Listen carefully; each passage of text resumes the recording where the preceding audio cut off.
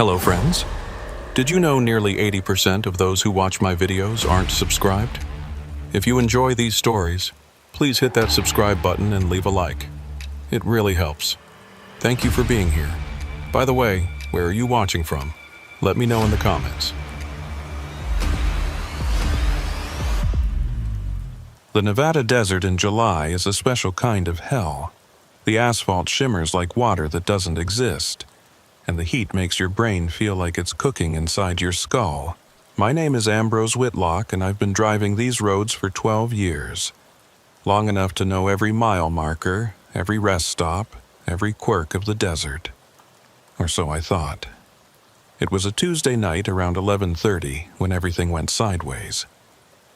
I was hauling a load of electronics from Reno to Las Vegas, a route I'd done hundreds of times.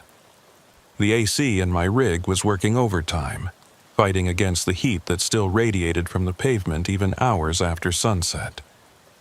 The stretch between Tonopah and Goldfield is particularly desolate. Nothing but sagebrush and Joshua trees for miles in every direction. No cell service either. Just you, the road, and whatever thoughts keep you company in the dark. I'd been driving for about 6 hours straight when I saw it. A faint glow off to the right, maybe a quarter mile from the highway. At first, I thought it was a trick of the light. Desert mirages don't just happen during the day. Your tired eyes can play all sorts of games with you at night. But as I got closer, the glow became more distinct. It was coming from a building, an old diner by the looks of it. The neon sign was partially lit, casting pink and blue shadows across the desert floor. I could make out part of the name, SSLVRDSRT Dinar. Half the letters were burned out. Now, here's the thing. I know this stretch of road like the back of my hand. There's never been a diner here, not in all my years of driving this route. The nearest food stop is at least 40 miles in either direction. My stomach growled, reminding me I hadn't eaten since breakfast.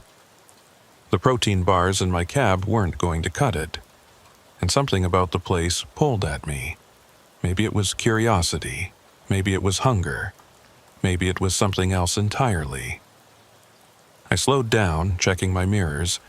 No traffic behind me, none ahead.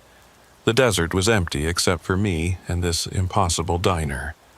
Against my better judgment, I pulled off the highway onto a dirt road I swear hadn't been there before.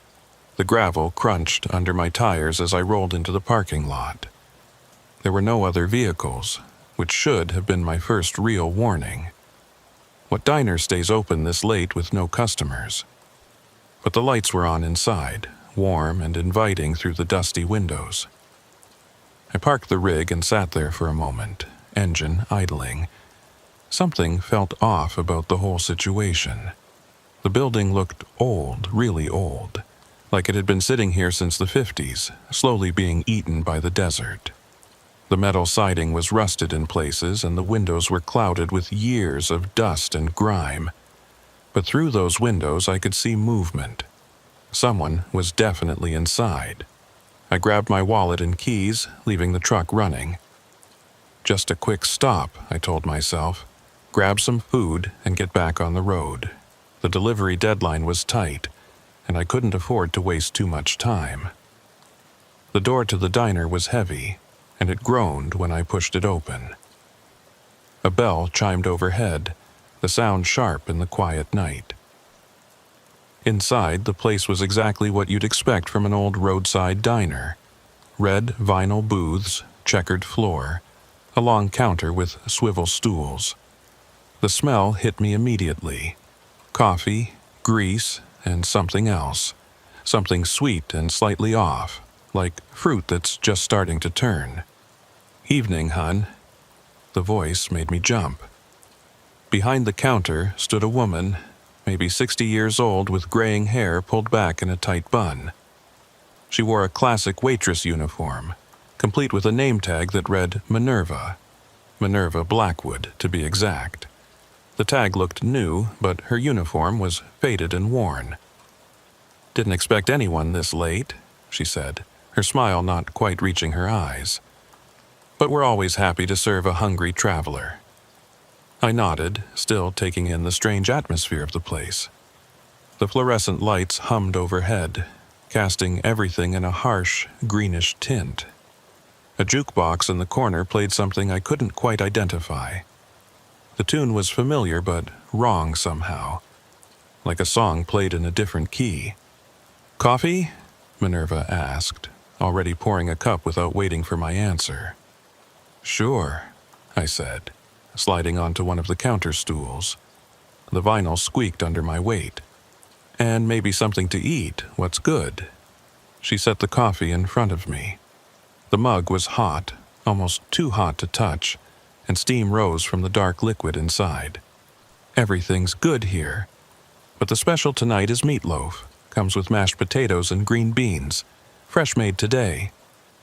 Fresh made. I looked around the empty diner again. Who makes fresh food for a place with no customers?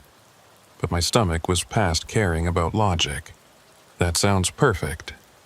Minerva disappeared through a door marked kitchen, leaving me alone in the dining area. I sipped the coffee, which was surprisingly good. Strong and bitter, just how I liked it. The caffeine helped clear some of the road fog from my brain, but it also made me more aware of how strange this all was. The jukebox continued its off-key melody. I stood up and walked over to it, curious. The machine was old, probably original to the building. The song list was behind cracked glass, the titles barely readable. But what I could make out didn't make sense. Songs I knew, but with wrong dates. Songs from the 70s listed as being from the 50s. Songs from the 50s that I'd never heard of. "Food's up." Minerva's voice pulled me back to the counter. A plate sat steaming where I'd been sitting. The meatloaf looked perfect. Too perfect.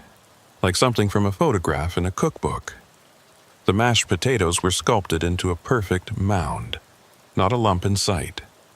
The green beans were bright green, almost glowing under the fluorescent lights.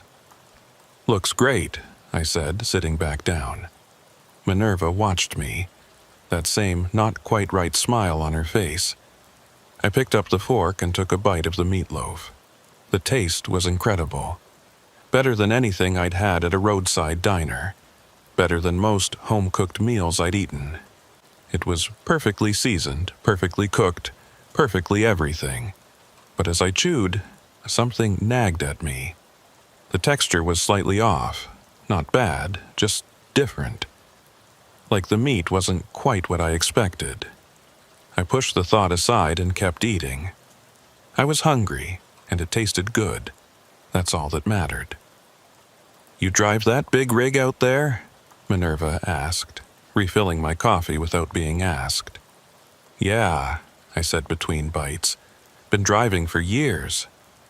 Must get lonely out there on the road. Sometimes, but I like the solitude." She nodded, still watching me eat. Her eyes never seemed to blink. "We get a lot of truckers through here. They all say the same thing. Like the quiet, like being alone, until they don't." I looked up from my plate. "What do you mean?" "Oh, nothing really. Just that everyone needs company sometimes. Human connection, someone to talk to." She leaned on the counter, closer to me. I could smell her perfume now, floral and heavy, almost covering that sweet sick smell I'd noticed earlier.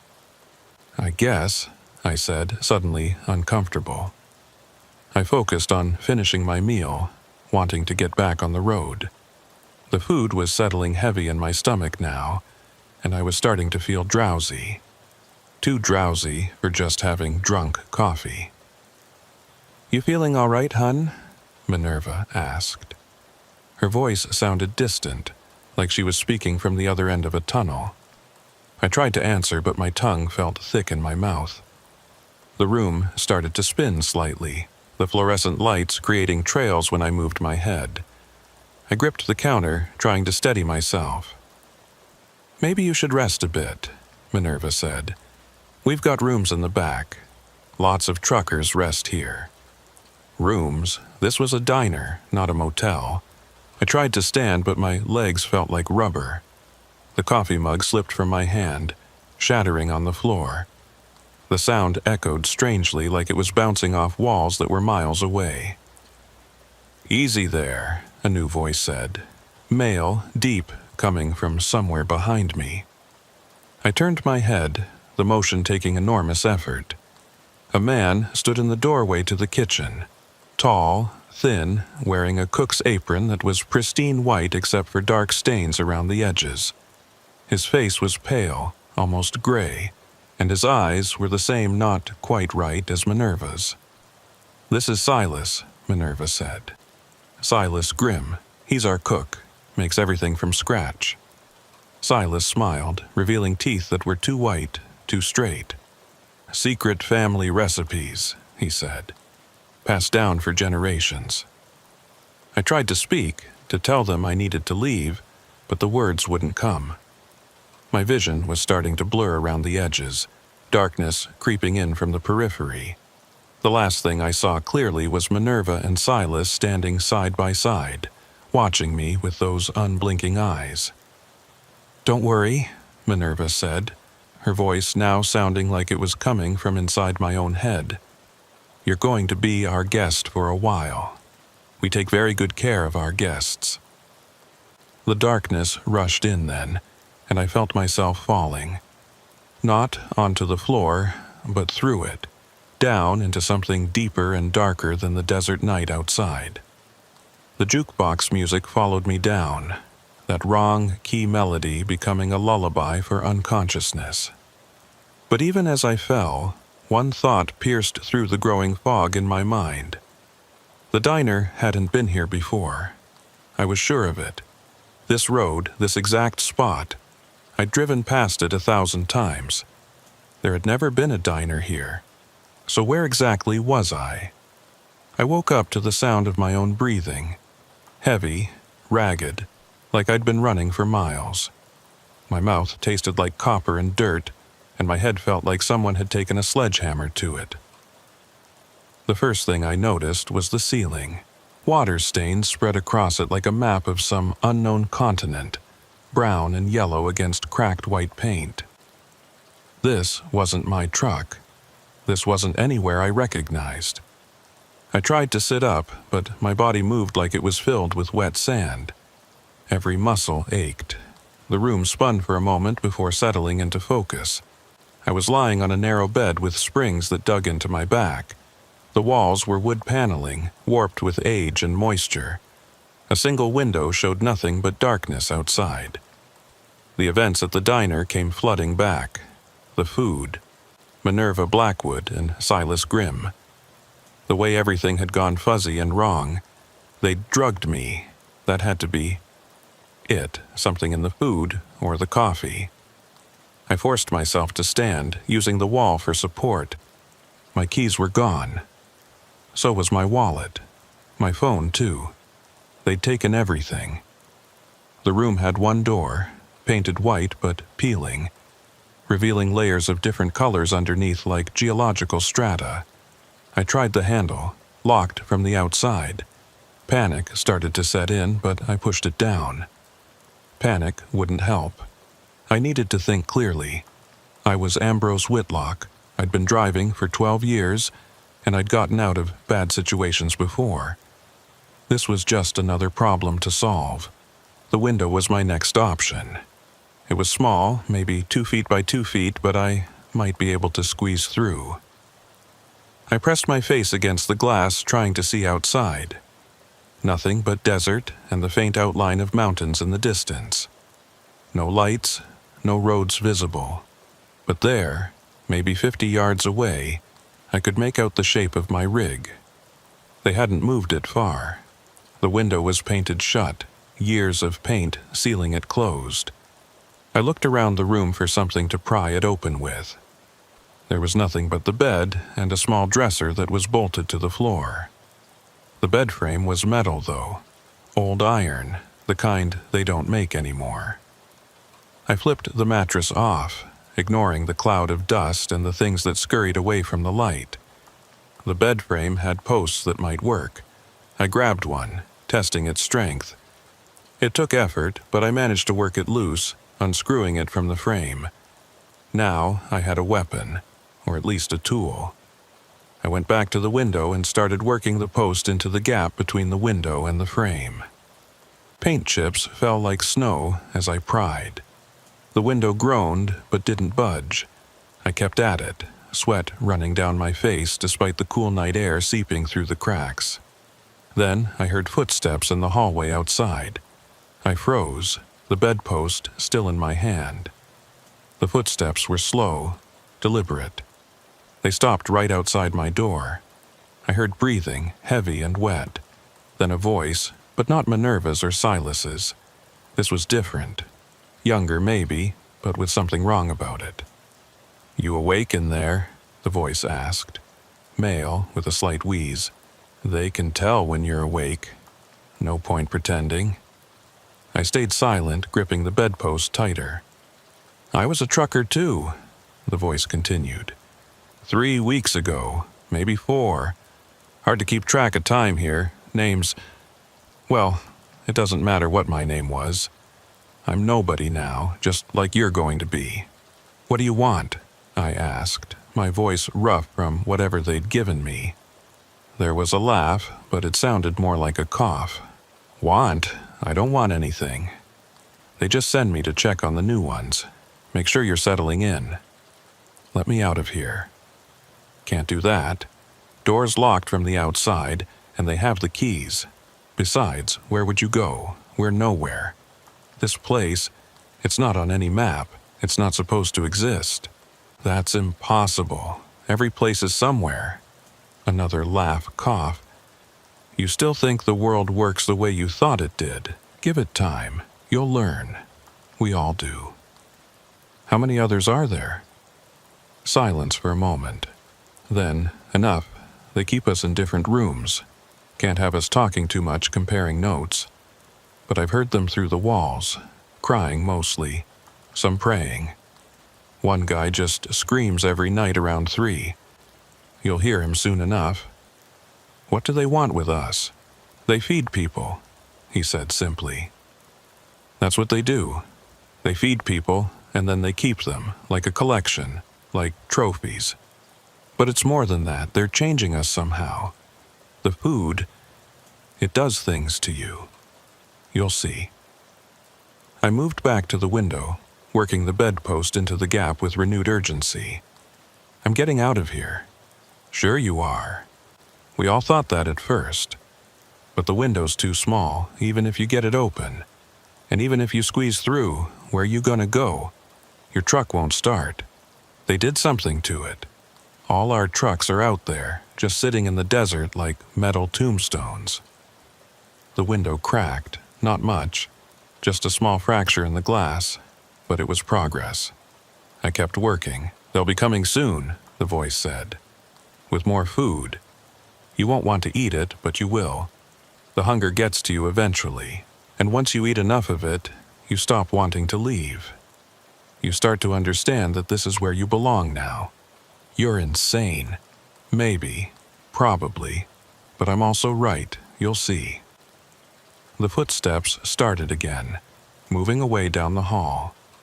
Then they stopped, and the voice came one more time. Fainter now. "Oh, and don't bother trying to break the window. Even if you do, they'll hear it. They hear everything." I kept working anyway. What else was I going to do? The crack in the window grew longer, spreading like lightning across the glass. If I could break it cleanly, maybe I could minimize the noise. But as I worked, I heard other sounds. From the rooms around me. Soft crying from one direction. Mumbling from another.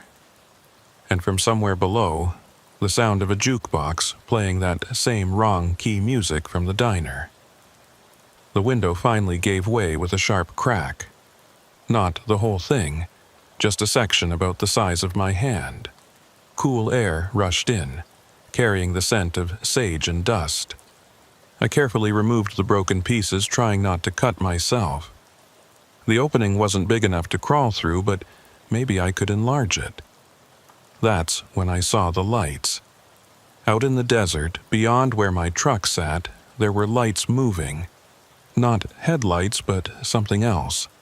Like lanterns or torches, bobbing up and down as they moved through the darkness. There were dozens of them, forming a rough circle, maybe a quarter mile from the building. As I watched, the lights began to move in unison, creating patterns in the darkness. It was hypnotic, almost beautiful, until I realized they were getting closer. Whatever was carrying those lights was heading toward the building. Toward me. I backed away from the window, my heart hammering. This was worse than I'd thought. This wasn't just two crazy people running some twisted operation. This was something bigger, something organized. A key rattled in the lock. I spun around, raising the bedpost like a club. The door opened slowly, and Minerva Blackwood stood there, still in her waitress uniform, still wearing that not quite right smile. Behind her stood Silas Grimm, and behind him, in the shadows of the hallway, I could see other figures. Tall, thin, moving with that same deliberate slowness. Now, Minerva said, her voice sweet like spoiled honey. No need for violence. We're all friends here. Stay back, I warned, gripping the bedpost tighter. You broke the window, she observed, not seeming particularly concerned. That's going to make the room cold, but don't worry. We'll move you to a better one. One without windows. Some of our guests find windows troubling. I'm not your guest, I'm your prisoner. Such harsh words. She stepped into the room, and I could smell that floral perfume again. So strong it made my eyes water. We prefer to think of it as hospitality. You were hungry, we fed you. You were tired, we gave you a place to rest. Isn't that what hospitality is? You drugged me. We prepared you, Silas corrected, his voice flat and emotionless. The transformation requires preparation. Your body needs to be receptive. Transformation? What transformation? Minerva's smile widened, showing too many teeth. You'll understand soon. Everyone does eventually. Fighting it just makes it harder, more painful. But if you accept it, embrace it, it can be almost pleasant. I swung the bedpost at her, but my movements were sluggish like I was moving through water. She stepped aside easily, and Silas grabbed my wrist with surprising strength. His skin was cold, so cold it burned. Now, Minerva said again. Let's not be difficult. It's time for your next meal. They dragged me from the room, my struggles useless against their unnatural strength. The hallway was long and narrow, with doors on both sides. Some were silent, but behind others I could hear movement, whispers, soft sobbing.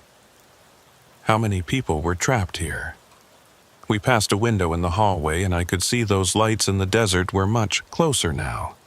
Close enough that I could make out shapes holding them. They weren't human shapes. They were too tall, too thin, moving in ways that hurt to watch. Our family, Minerva said, noticing where I was looking. They come to witness each new addition, to welcome you home. This isn't my home.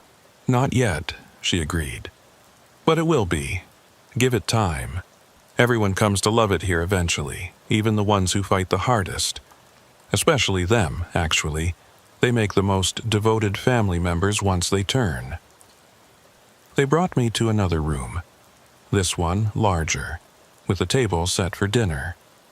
The same fluorescent lights, the same checkered floor. It was like a piece of the diner had been transplanted here. On the table was a plate of food. It looked like pot roast this time, with carrots and potatoes. It smelled incredible, and despite everything, my stomach growled. Eat, Silas commanded. No. You will, Minerva said, that sweet voice never wavering. Maybe not today, maybe not tomorrow, but eventually the hunger wins. It always does. And each bite brings you closer to understanding, closer to becoming what you're meant to be. What are you? I asked. What are you really? She tilted her head, considering the question. We're feeders. We've always been feeders. Since before your highways were built, before your trucks were invented. We feed the hungry, and in return, they become part of us, part of the family. It's a fair trade, don't you think? You're insane. Perhaps. But we're also eternal, and soon you will be too. They left me in that room with the food for 3 days. I know because there was a clock on the wall, its second hand ticking away the hours with maddening precision. They'd taken the bedpost from me, removed anything I could use as a weapon or tool. Just me, the table, the chair, and that plate of pot roast that never seemed to spoil. The hunger started on the second day. Real hunger, the kind that makes your stomach feel like it's eating itself. I'd gone without food before on long hauls when money was tight. But this was different. This was agony. Every breath brought the smell of that meat, perfectly seasoned, practically begging to be eaten. I could hear others through the walls. The man who'd spoken to me that first night was right. There was someone who screamed every night at 3. Someone else who prayed constantly, the same prayer over and over until the words lost all meaning. And sometimes, worst of all, I heard laughter. Not crazy laughter, but genuine amusement, like someone was having the time of their life. On the third night, Minerva came back. She looked exactly the same as before. Same uniform, same hairstyle, same wrong smile. She sat across from me at the table, folding her hands in front of her like we were having a casual conversation. "You're stronger than most," she said. "Usually they break by the second day. But you truckers, you're a different breed. Used to hardship, used to being alone with your thoughts." "Go to hell," I managed, though my voice was weak from thirst. They'd left water, but I was afraid to drink it. Afraid it was drugged like everything else in this place. "Silas is impressed," she continued, ignoring my comment. "He says you have potential. Not everyone does, you know. Some people just fade. But you, Ambrose Whitlock, you could be special." "How do you know my name?" She laughed, a sound like wind chimes made of bones. "We know everything about you. Your roots, your schedules, your habits. We've been watching you for months, waiting for the right time. You're not random, dear. You're chosen. Chosen for what? To feed others, of course. That's what we do. We feed the hungry, and then they feed others, and the cycle continues. It's been this way for generations. My grandmother fed travelers on the old wagon trails. Her grandmother fed indigenous peoples before that. We adapt to the times, but the purpose remains the same. You're serial killers. Such a limited way of thinking. We don't kill anyone. We transform them, make them better, stronger, part of something greater than themselves." She reached across the table and touched the plate, sliding it closer to me. "All you have to do is eat." My stomach cramped violently at the sight of the food so close. "What's in it? What are you feeding people? Does it matter? It's nourishment. It's survival. It's evolution." She stood up, smoothing her uniform. "I'll leave you to think about it. But remember, Ambrose, the longer you wait, the harder it becomes. Your body is already changing, already adapting to its new environment. Fighting it only causes pain." She left, and I was alone again with the food. The meat had a slight sheen to it now, like it was sweating. But it still smelled incredible. My hand shook as I reached for the fork, then pulled back. No, I wouldn't give in. I couldn't. But by the fourth day, I was delirious. The room spun when I stood. My tongue felt like sandpaper. The hallucinations started, shadows moving in the corners, whispers that might have been real or might have been my mind fracturing. And through it all, that damn clock kept ticking. That's when I heard something different. Not through the walls, but from outside. Engines, truck engines, multiple ones approaching from the highway. My heart leaped. Maybe someone had reported me missing. Maybe help was finally coming. I crawled to the door, pressing my ear against it. I could hear commotion in the building. Footsteps moving quickly, doors opening and closing. Minerva's voice, sharp and commanding, though I couldn't make out the words. Then, clear as day, I heard a voice I recognized. "Where is he? Where's Ambrose?"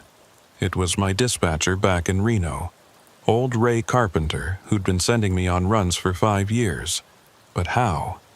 How did he know where to find me? The door to my room flew open.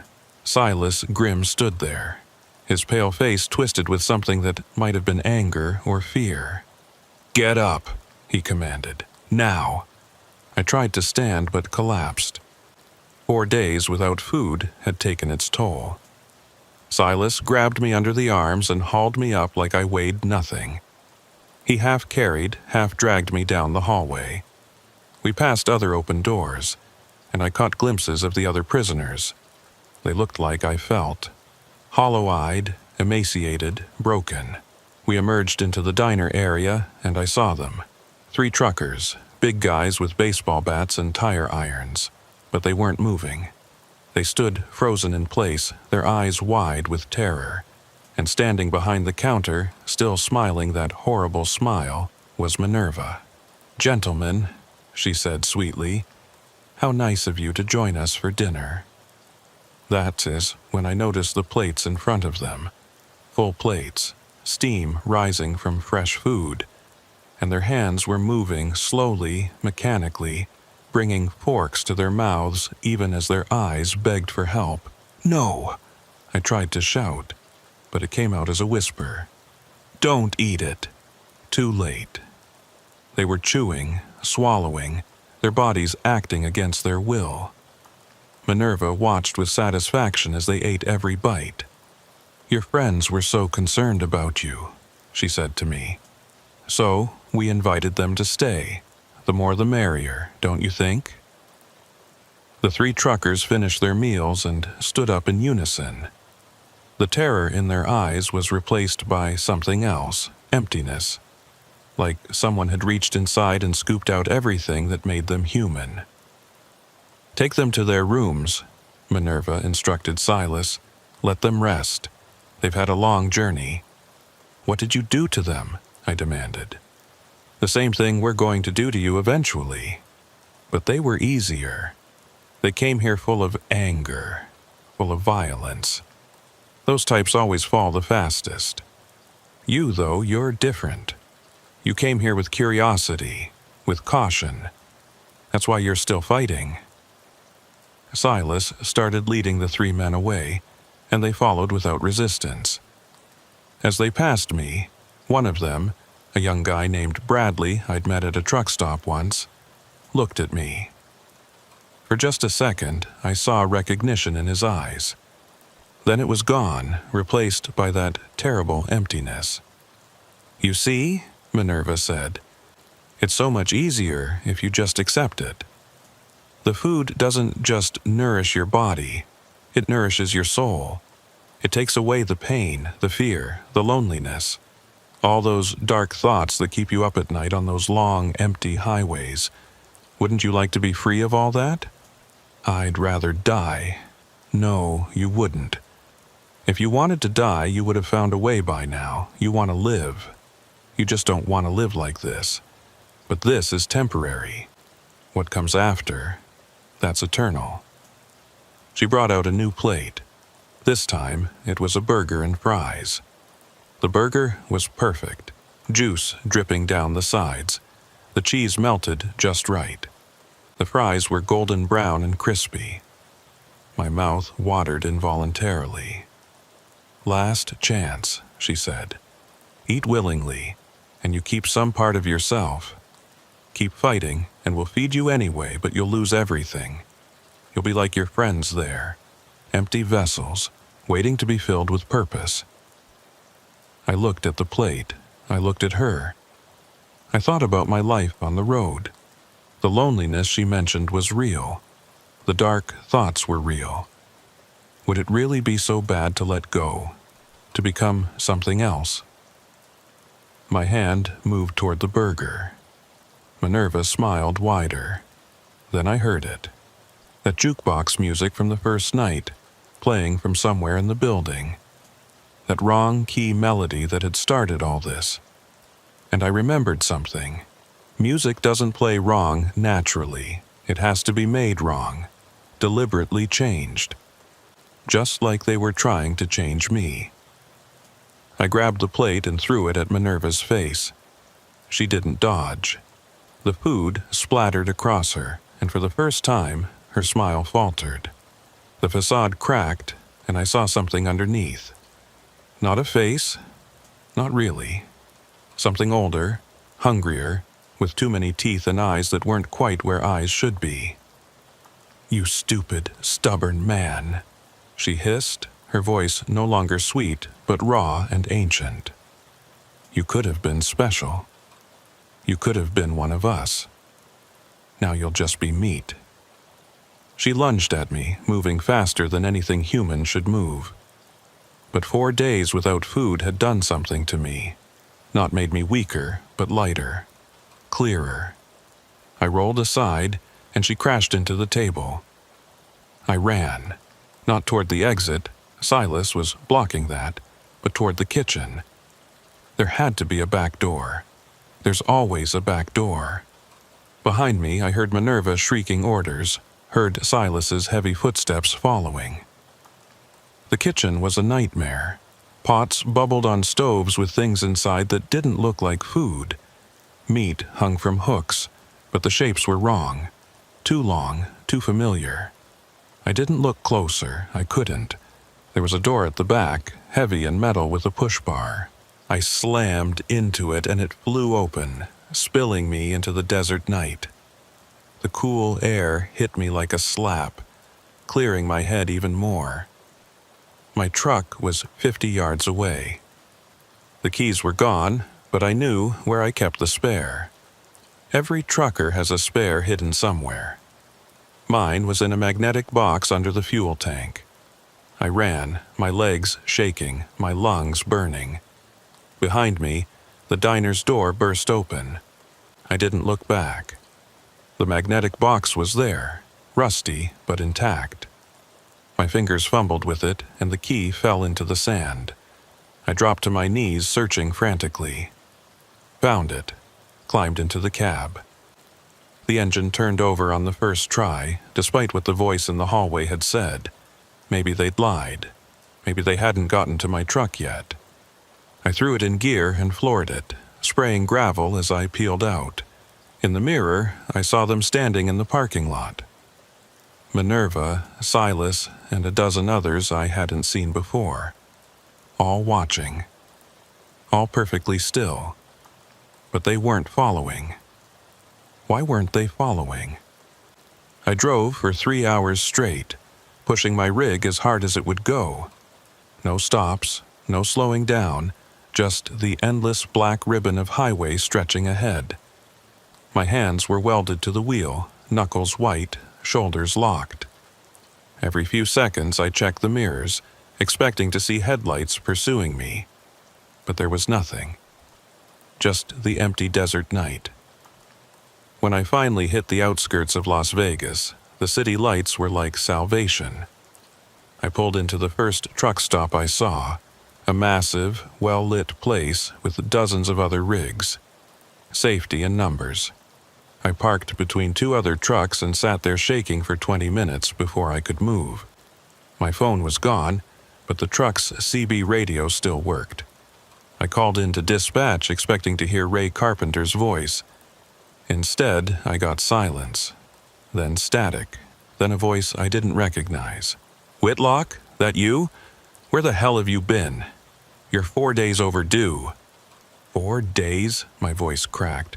"Who is this? Where's Ray?" Ray Carpenter? Man, he retired 6 months ago. This is Daniels. You feeling all right? You sound rough. 6 months ago.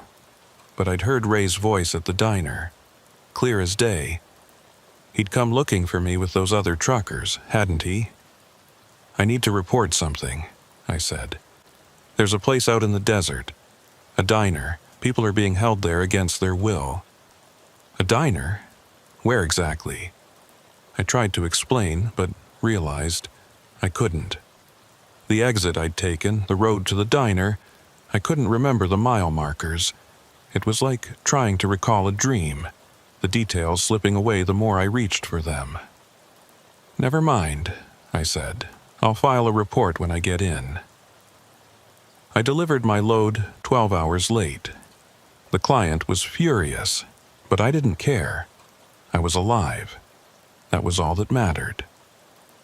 The company docked my pay and put a note in my file, but they didn't fire me. Good drivers were hard to find, and I'd been reliable for years. I never filed that report. What would I say? That a diner that shouldn't exist had tried to turn me into something inhuman? That I'd been held captive by people who fed travelers mysterious food? They'd think I was crazy. Maybe I was. I tried to find the place again. Not to go back, God, no, but to prove to myself it was real. I drove that stretch of highway between Tonopah and Goldfield 12 times over the next month. I never found the exit, never saw the glow of neon lights in the desert. It was like it had never existed, but I knew it had. The weight I'd lost during those 4 days, the marks on my wrists from where Silas had grabbed me, the nightmares that woke me up at 3 a.m. every night, those were real. I started researching, spending hours at libraries and on library computers in the towns I stopped in, looking for missing truckers, unexplained disappearances on Nevada highways. There were more than you'd think. Way more. Singles and pairs vanishing without a trace. Trucks found abandoned, sometimes with the engines still running. 3 months after my escape, I found an article from 1987. A trucker named Wallace Brennan had stumbled into a police station in Ely, Nevada, claiming he'd escaped from a cannibal cult operating out of a renovated diner. He said they'd held him for 6 days, trying to force him to eat human flesh. The police investigated but found nothing. No diner, no cult, no evidence. Brennan was committed to a psychiatric facility. He hanged himself a week later. The article included a photo of Brennan.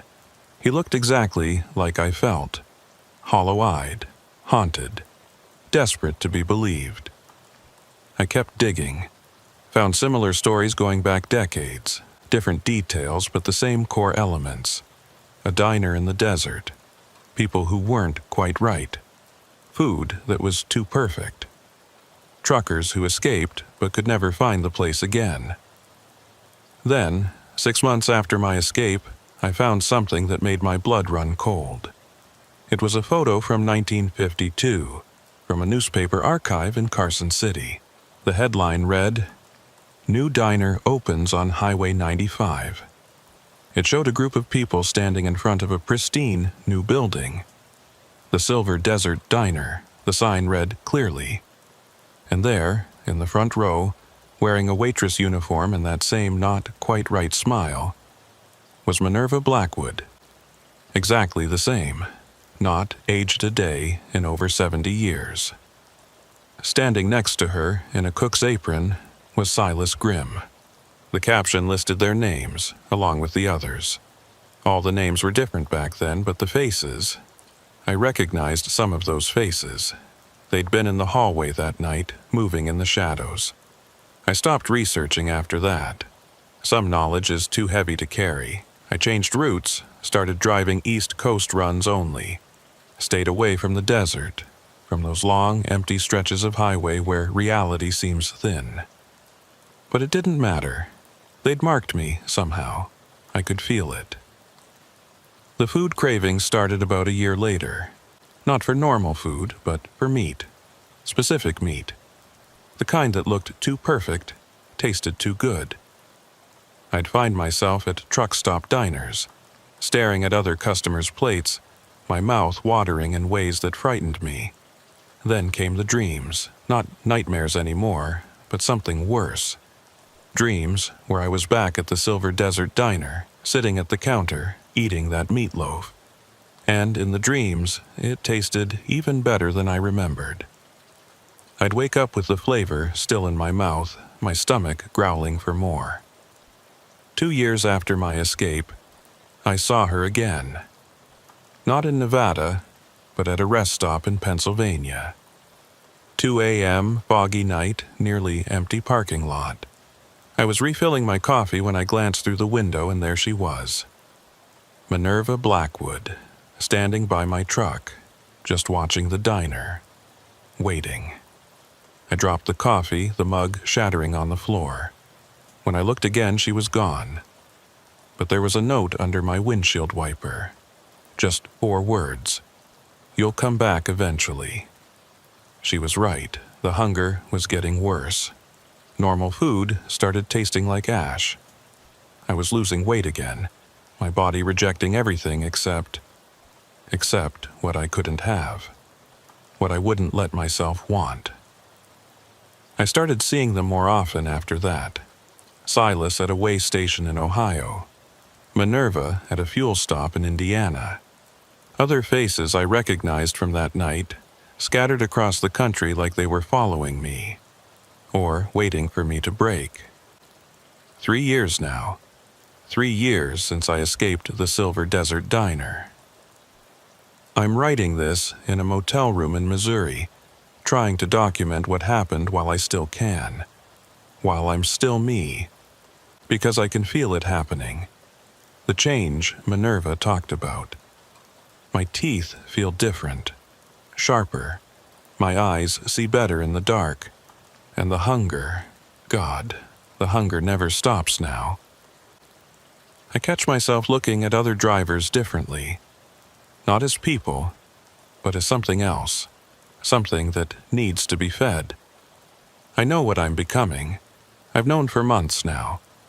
The food at the diner, even the little I consumed that first night, it did something to me. Changed me at some fundamental level. I'm turning into one of them. Slowly, fighting at every step of the way, but inevitably. Last week, I found myself on Highway 95 again. I'd told myself I was taking a shortcut, but that was a lie. I was looking for the exit, looking for the diner. Part of me, a growing part, wanted to go back, wanted to finish what they'd started. I didn't find it, not yet, but I know it's out there, waiting. And I know that one night, when the hunger becomes unbearable, when the last of my humanity finally slips away, I'll find that exit again. I'll pull into that parking lot, and Minerva will be there smiling that wrong smile, welcoming me home. They don't force you to become one of them. That's the real horror of it. They just start the process, then let time and hunger do the rest. Let you come back on your own, defeated and desperate, ready to embrace what you've become. I've left instructions with a lawyer. If I disappear, this document gets sent to every major news outlet, every trucking association, every law enforcement agency in Nevada. Maybe someone will believe it. Maybe someone will investigate. Maybe they'll find the Silver Desert Diner and shut it down.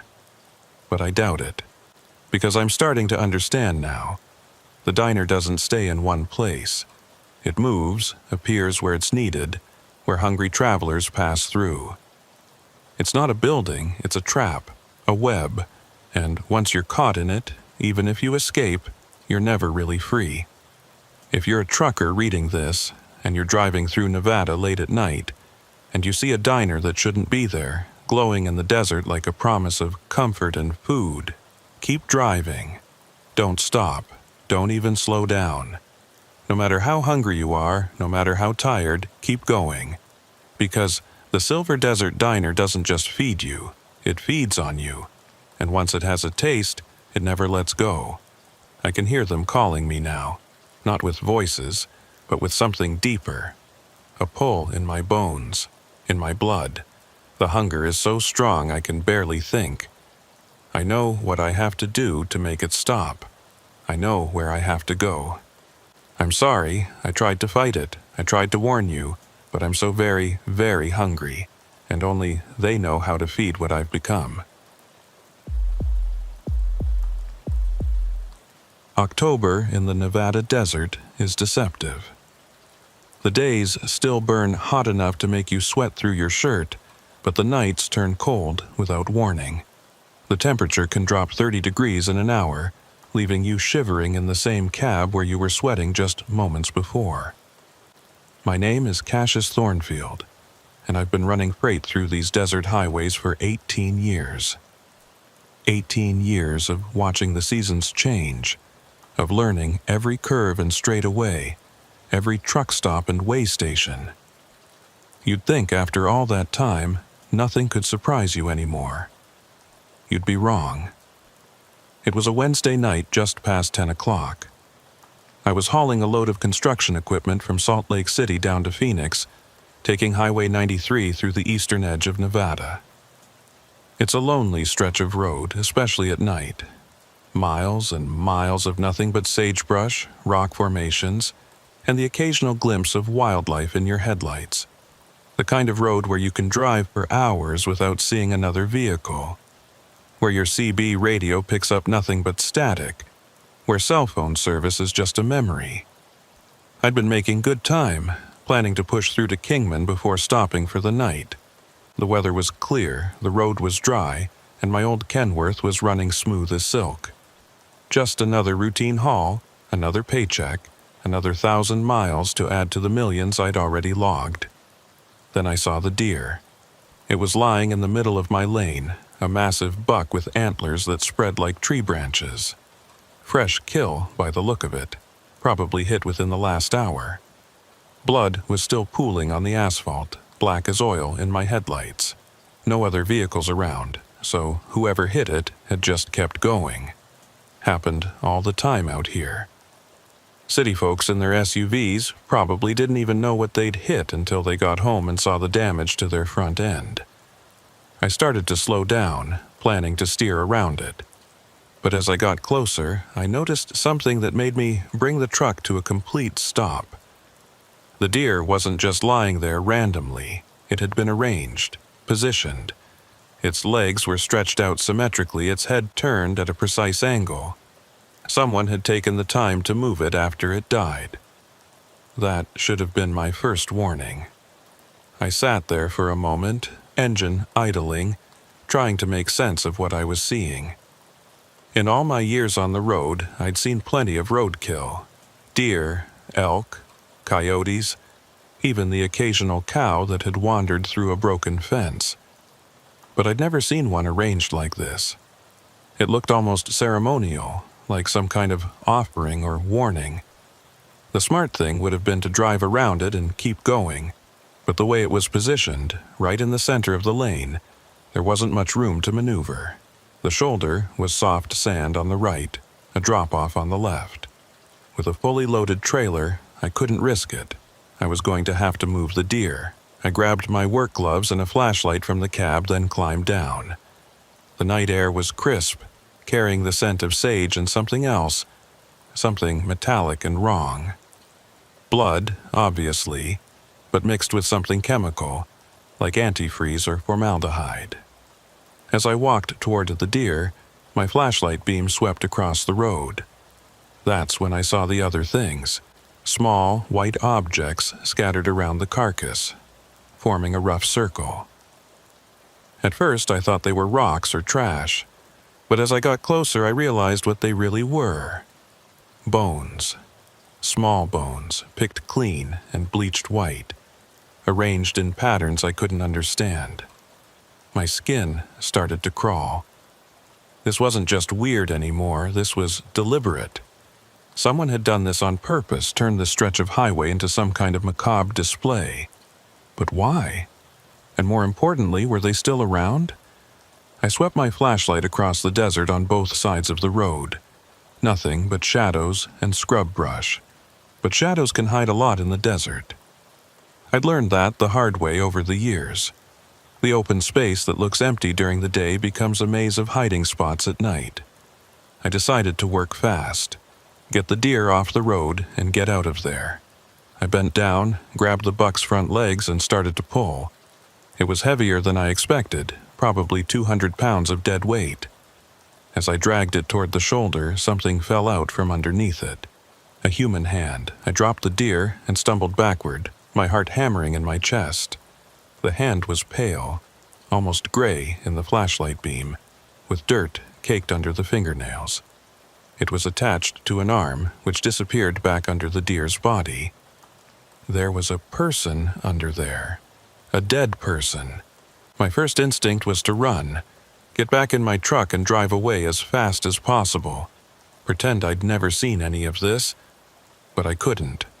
If someone was hurt, if there was even a chance they were still alive, I had to check. That's just basic human decency. I took a deep breath, steadied my nerves, and went back to the deer. Working quickly, I rolled the carcass to the side, revealing what was underneath. It was a woman, young, maybe mid-20s. She was wearing jeans and a torn flannel shirt. Her eyes were closed, her face peaceful, like she was sleeping. But the amount of blood pooled beneath her told a different story. She'd been dead for a while. I reached for my cell phone, hoping against hope that I might have a signal. Nothing. Not even a single bar. I was going to have to drive to find help, to find somewhere I could call the police. But first, I needed to check for identification. The police would want to know who she was. I knelt beside her, trying not to look at the wounds on her torso, trying to stay clinical and detached. Her pockets were empty. No wallet, no phone, nothing. That's when I noticed the tattoo on her wrist. A black crow in flight, incredibly detailed. Below it, a name in cursive script. Isadora. Isadora Crow. Somehow, even then, I knew that name was going to haunt me. I stood up, ready to head back to my truck, when I heard it. The sound of an engine approaching from the north.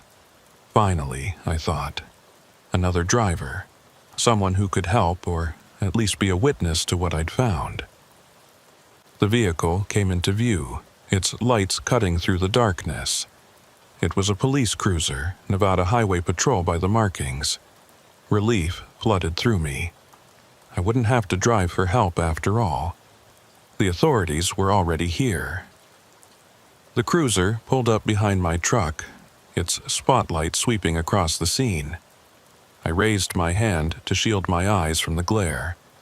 The driver's door opened, and an officer stepped out. Tall, well-built, moving with the controlled confidence of someone used to being in charge. "Evening," he called out, his hand resting on his service weapon. "Everything all right here?"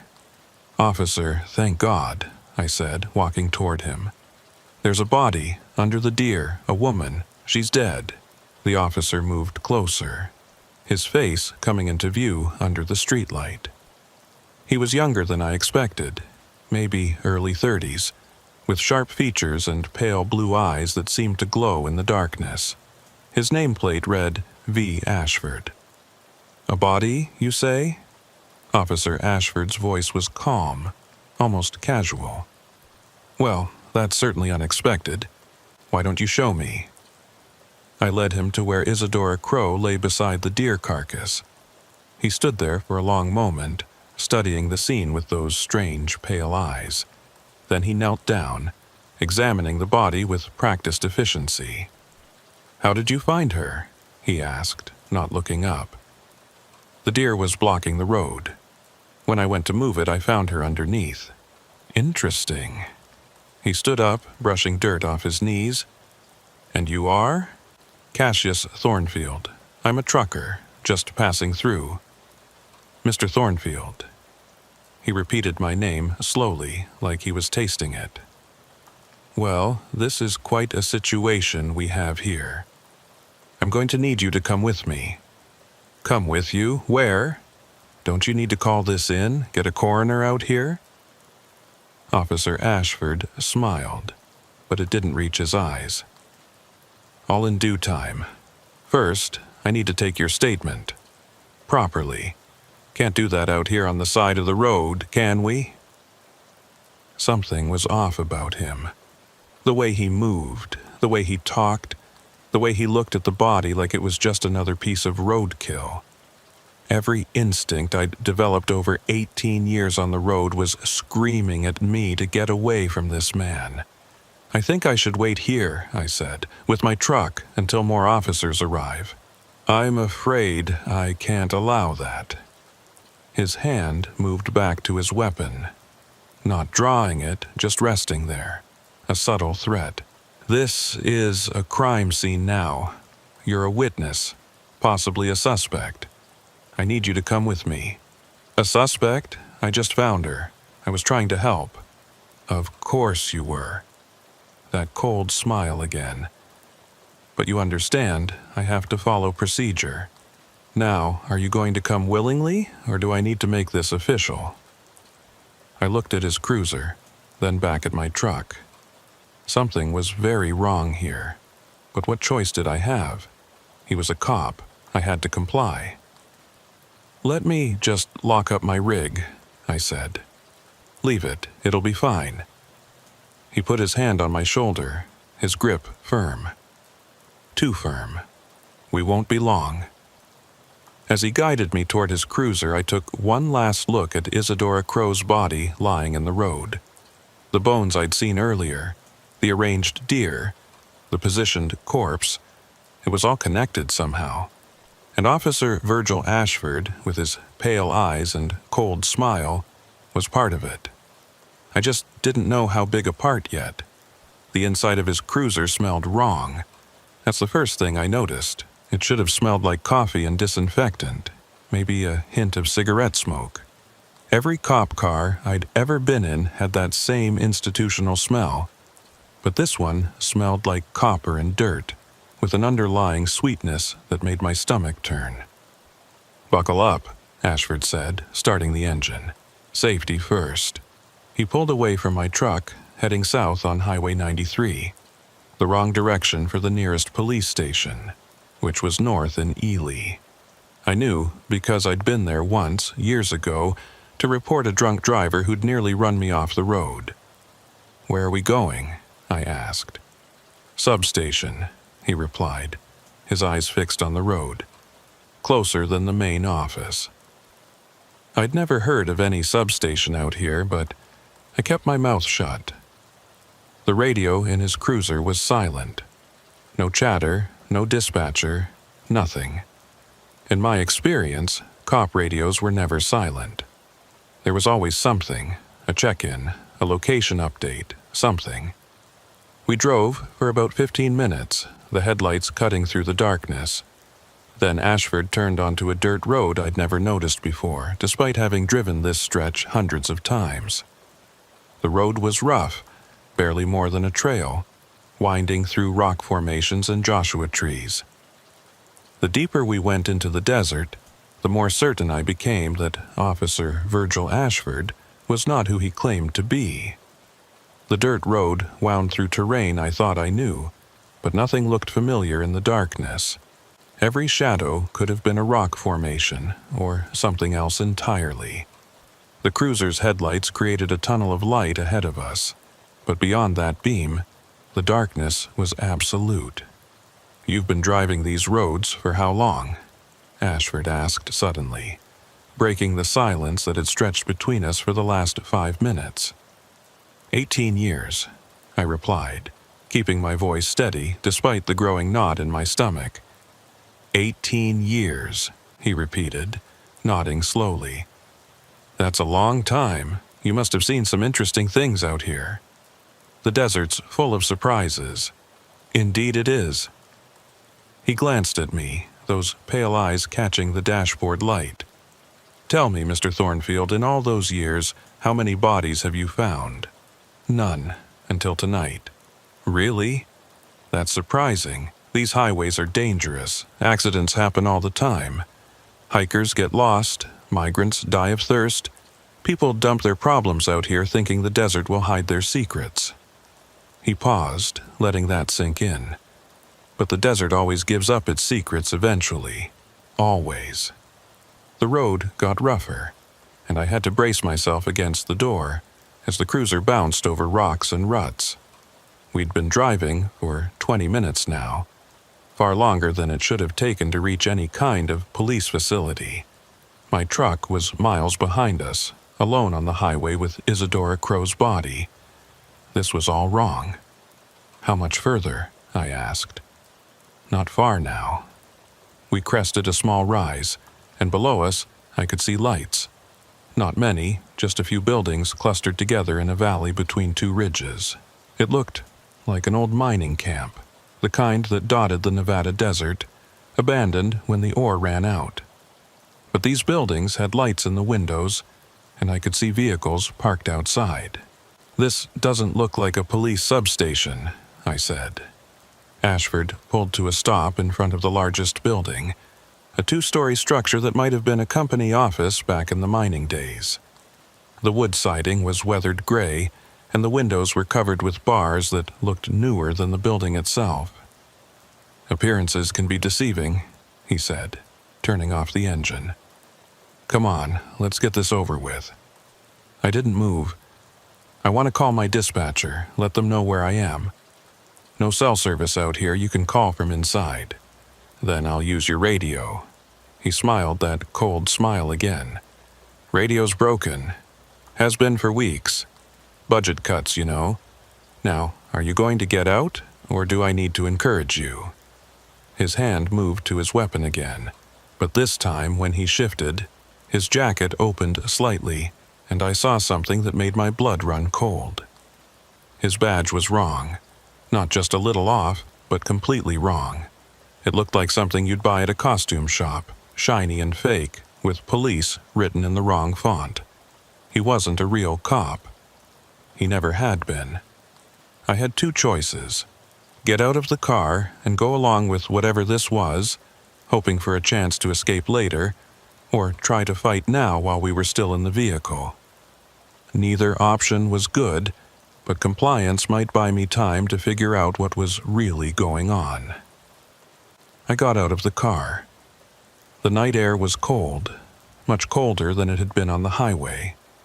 My breath misted in front of me as Ashford led me toward the building. As we got closer, I could hear voices inside, multiple people talking in low tones. The front door was heavy wood, reinforced with metal brackets. Ashford pushed it open, and we stepped inside. The interior was not what I expected. Instead of the rundown mining office I'd anticipated, it was clean, almost sterile. White walls, fluorescent lighting, the smell of disinfectant strong enough to make my eyes water. A long hallway stretched ahead of us, with doors on either side. It looked more like a medical facility than anything else. "This way," Ashford said, guiding me down the hall. We passed several doors, all closed, all unmarked. From behind one, I heard what sounded like crying. From another, a rhythmic thumping, like someone hitting the wall over and over. My unease was rapidly turning into genuine fear. At the end of the hall was a larger room, set up like an office. Behind a desk sat a woman in her 50s, gray hair pulled back in a severe bun, wearing what looked like medical scrubs. She looked up as we entered, her expression unreadable. "This is the one who found her?"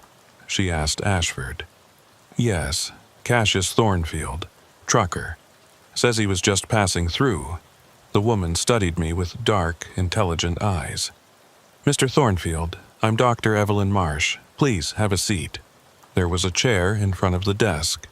I sat down, trying to process what was happening. A doctor? What was a doctor doing out here in an abandoned mining camp? "I'm sure you're confused," Dr. Marsh said, folding her hands on the desk. "Let me explain. This is a research facility. We study certain phenomena that occur in the desert. Officer Ashford here isn't actually a police officer, as you've probably figured out. He's part of our security team." "Security for what?" I asked. What kind of research requires fake cops? The kind that the general public wouldn't understand. The kind that requires discretion. She opened a folder on her desk, revealing photographs. Crime scene photos by the look of them. Bodies in various states of decay, all found in the desert. Tell me, Mr. Thornfield, what do you know about the disappearances along Highway 93? Nothing. I mean, I've heard rumors. Truckers talk, but nothing specific. Over the past 5 years, 17 people have vanished along a 50-mile stretch of that highway. Their vehicles were found, but they were never seen again. Until recently, when bodies started turning up. Always in the same condition, always arranged in specific patterns. She showed me more photos. The bodies were positioned just like the deer had been, symmetrical, ceremonial, and around each one, those same small bones forming circles and symbols. We believe, Dr. Marsh continued, that someone is using this stretch of desert for something unprecedented. Not just murder, but something more complex. A kind of experiment, perhaps, or a ritual, we're not sure yet. And Isadora Crow was one of ours, and researcher who was investigating the patterns. She went missing 3 days ago. Dr. Marsh's expression tightened. Finding her body tonight was not unexpected, but it is unfortunate. So you're telling me you're some kind of private investigation team? Something like that. She stood up, walking to a cabinet against the wall. The question now, Mr. Thornfield, is what to do with you. What do you mean? I'm a witness. I found a body. I should be talking to the real police. The real police would contaminate the investigation. They'd bring in media attention, federal agencies.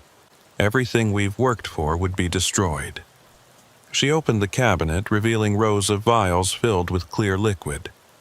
No, I'm afraid we can't let that happen. My mouth went dry.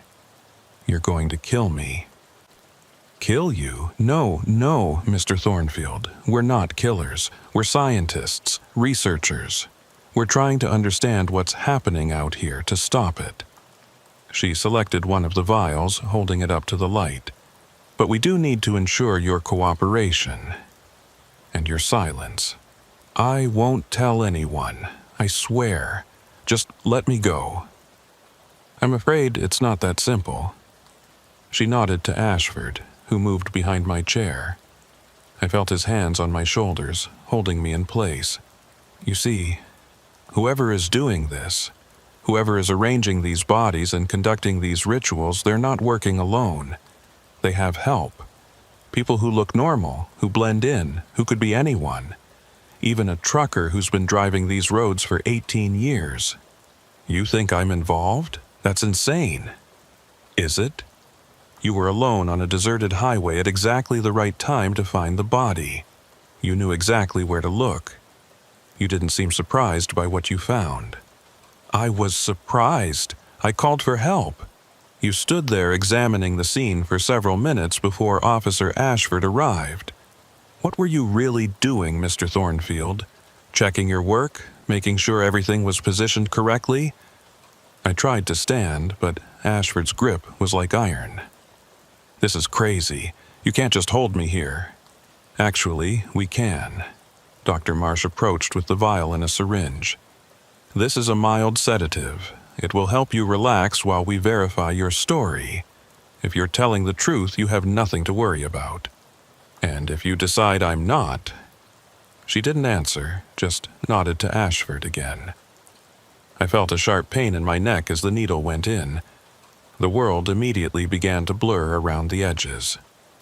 The truth always comes out, Mr. Thornfield, Marsh said, her voice seeming to come from very far away, one way or another. The last thing I saw before the darkness took me was a map on the wall behind her desk.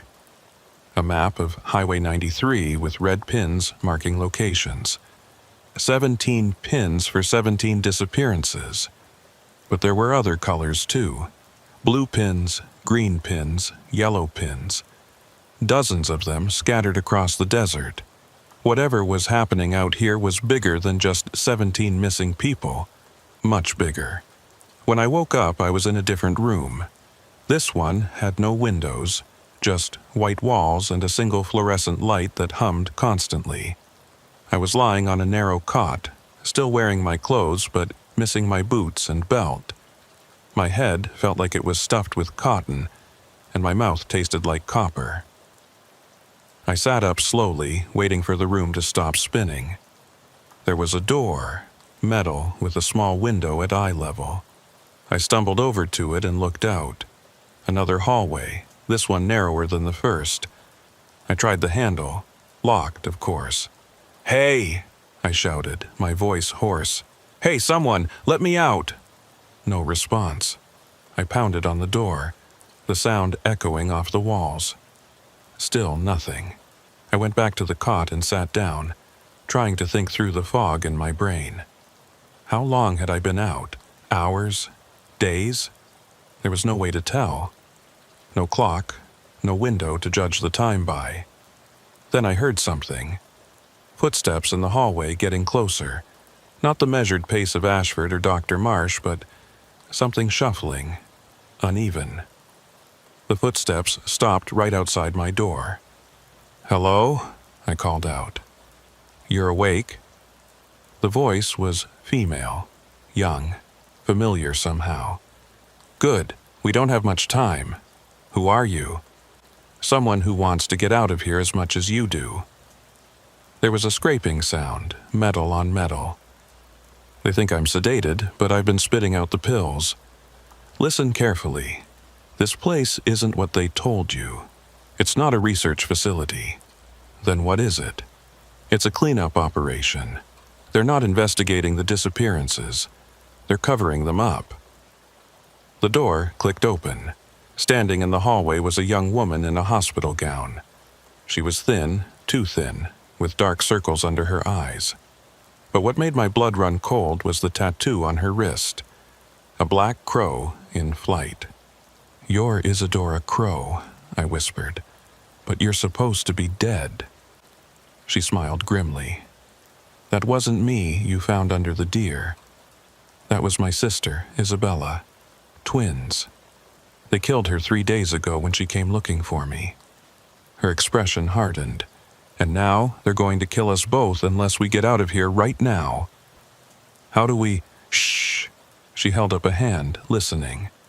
"They're coming, the real ones, the ones who arrange the bodies, the ones who've been hunting people on Highway 93 for years." She grabbed my arm, her grip surprisingly strong.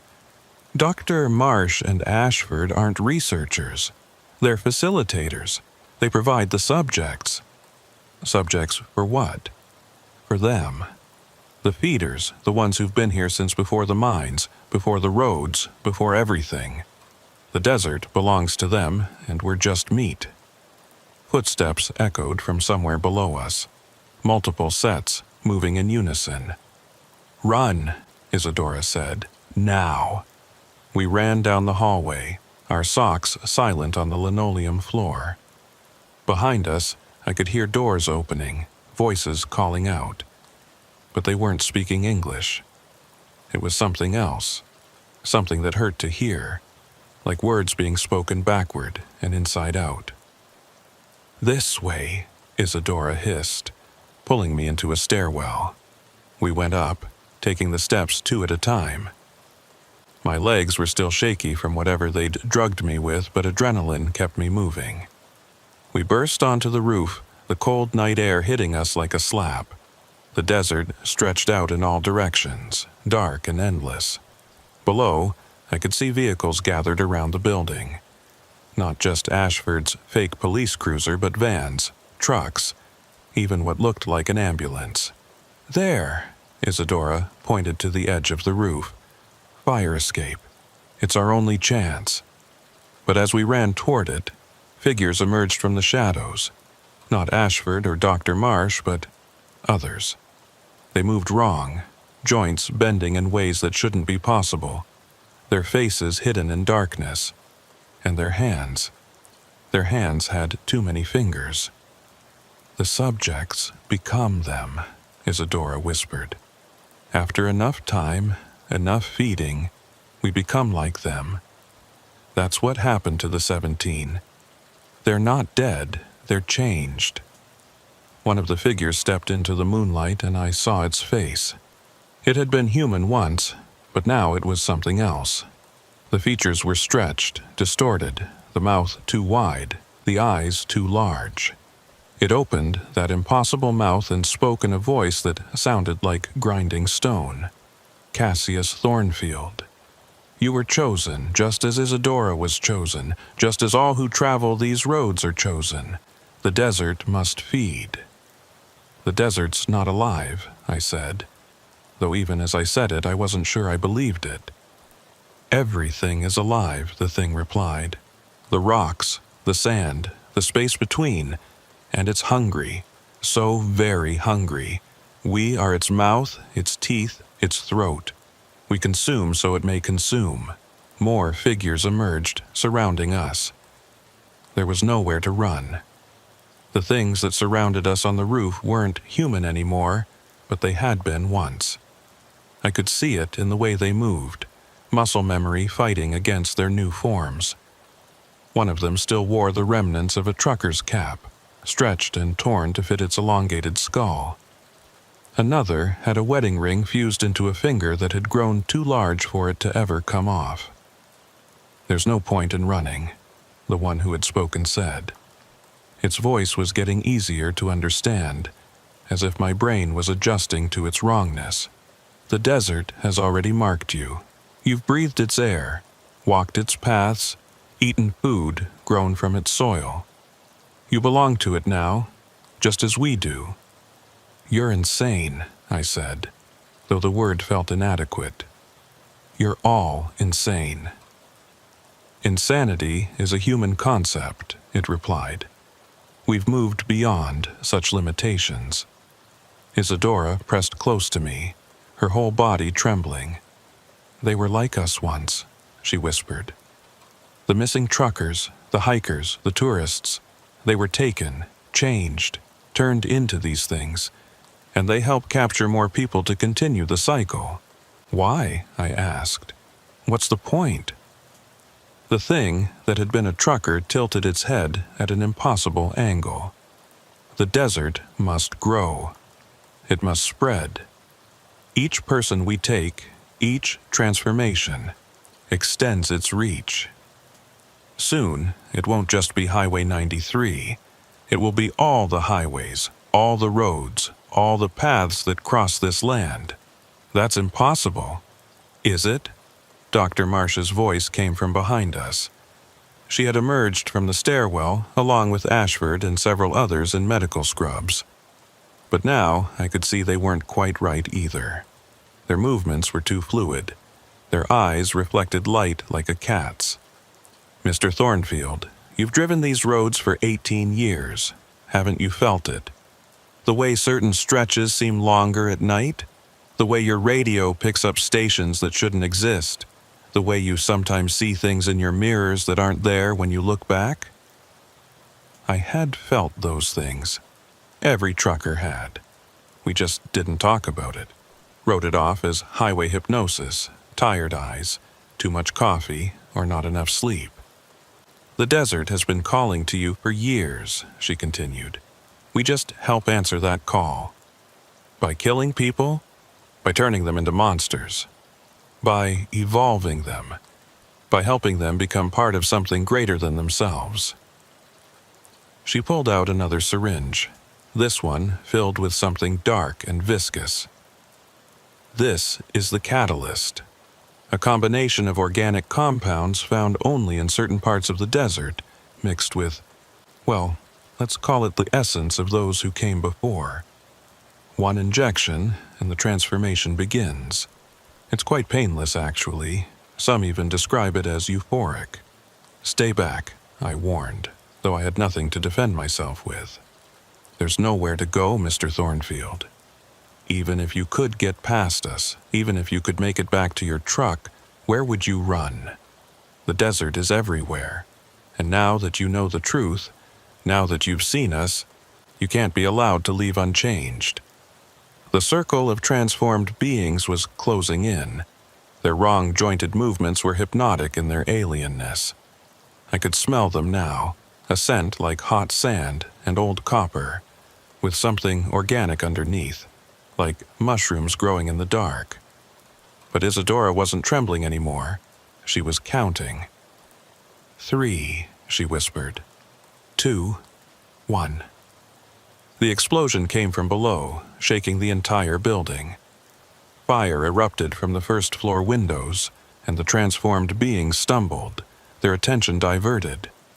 Now! Isadora grabbed my hand and ran toward the edge of the roof. Are you crazy? We'll die! Maybe, but definitely if we stay. She didn't slow down. I looked back. The creatures were recovering from their surprise, starting to pursue. Dr. Marsh was shouting orders. Ashford had drawn his gun. There was no choice. We jumped. For a moment, we were flying.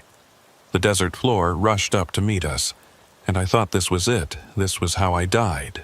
Not transformed into some desert monster, but splattered on the rocks below. Then we hit something soft. A massive pile of sand that hadn't been there before, positioned exactly where we needed it.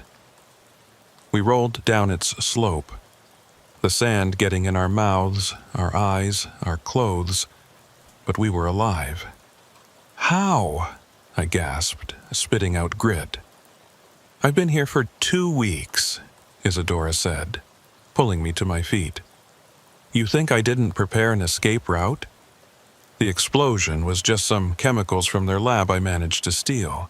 The sand pile took longer, every night, bucket by bucket, when they thought I was sedated.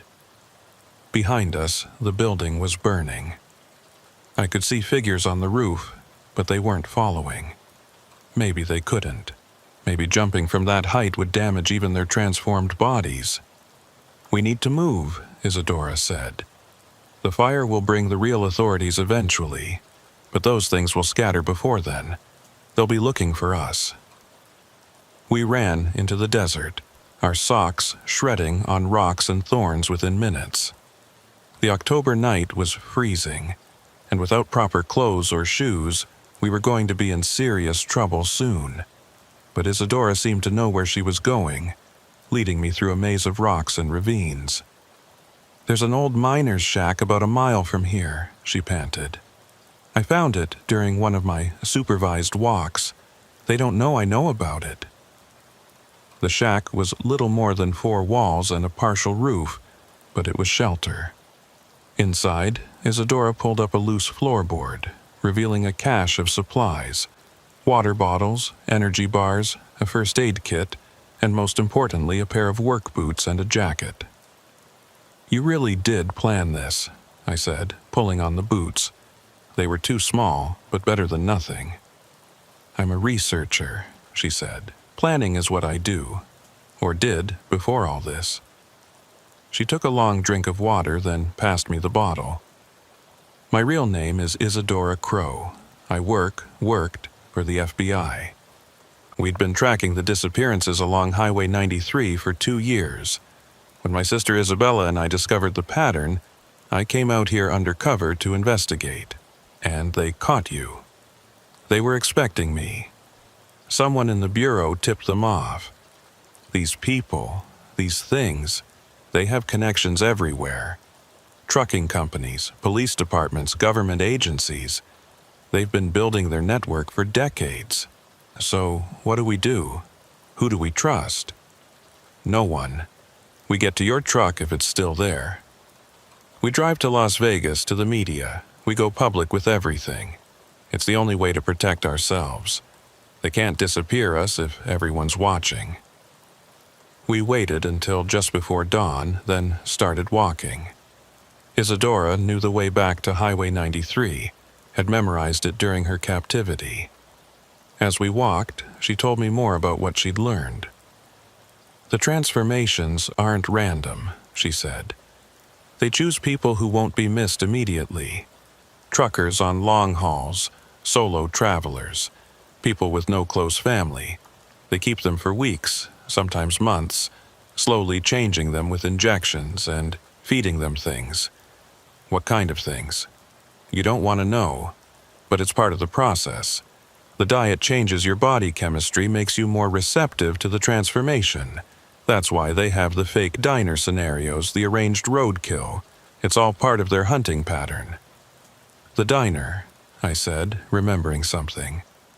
There are stories about a diner that appears and disappears on Highway 95. Truckers who stop there are never seen again. We know about that one.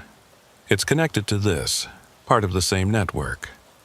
The desert isn't just one entity, it's a colony spread across Nevada, parts of Arizona and Utah. Each group has its own hunting grounds, its own methods. We reached a ridge just as the sun was coming up, painting the desert in shades of gold and red.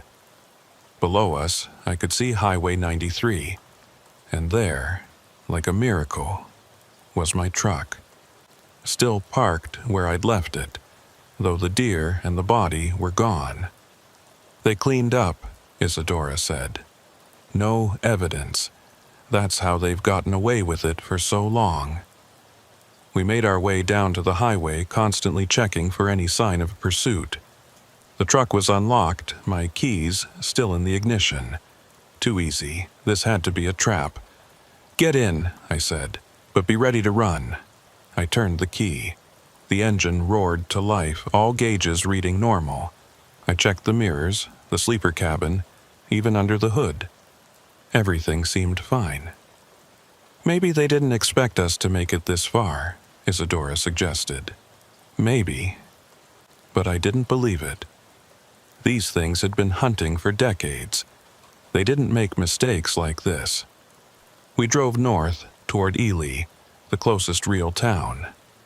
The highway was empty, which wasn't unusual for this time of morning, but it felt ominous. Every shadow could hide one of those creatures. Every vehicle we passed could be part of their network. About 10 miles from where we'd started, I saw it in the mirror. A police cruiser gaining fast. "Company," I said. Isadora turned to look. "That's not Ashford. Real cop?" Only one way to find out. The cruiser hit its lights and siren. I could pull over, hope it was legitimate. Or I could run, confirm their suspicions if it was a real cop, but stay alive if it wasn't. "Don't stop," Isadora said. "Real cops don't patrol this stretch alone. It's always pairs because of the isolation." I pressed harder on the accelerator. The truck was heavy, loaded with construction equipment, but it had power. The speedometer climbed, 70, 75, 80. The cruiser kept pace easily. Then I saw the second cruiser, coming from ahead, heading straight for us. "Roadblock," I said. "I'd bet see." "Hold on." I yanked the wheel hard to the right, taking the truck off-road. We bounced over the rough terrain, the load shifting dangerously behind us. The cruisers followed, but they weren't built for this kind of driving. One got stuck in a sandy wash. The other hit a rock and spun out. But more were coming. I could see the dust clouds in the distance. "There!" Isadora pointed to a service road I hadn't noticed before. "That leads to the old military testing grounds. They won't follow us there." "Why not?" "Because even they're afraid of what's out there. The desert isn't the only thing that's been changing in Nevada. The bomb tests in the 50s, they woke something up. Something older than the desert, older than the things chasing us. Out of the frying pan," I muttered, but took the turn anyway. The service road was in worse shape than the dirt trail to the mining camp, barely more than 2 ruts in the hardpan, but it was heading away from our pursuers, and that was all that mattered. We drove for an hour, the landscape becoming increasingly desolate. The Joshua trees gave way to bare rock and sand. In the distance, I could see the remains of structures, concrete buildings half buried by decades of sandstorms. "Stop here," Isadora said suddenly. I pulled over next to what looked like an old checkpoint. The guard booth empty and filled with tumbleweeds. Why are we stopping? Because they're still following, just at a distance. And because I need to tell you something. She turned to face me, her expression grave. I'm not really FBI. I mean, I was, but that's not why I'm here. My sister and I, we're part of something else. Something that's been fighting these things for a long time. What are you talking about? The transformations, the desert cult. It's all real, but it's not new. It's been happening for centuries, maybe longer. And there have always been people fighting against it. Native tribes first, then settlers, now us. We call ourselves the Watchers. This is insane. Yes, it is.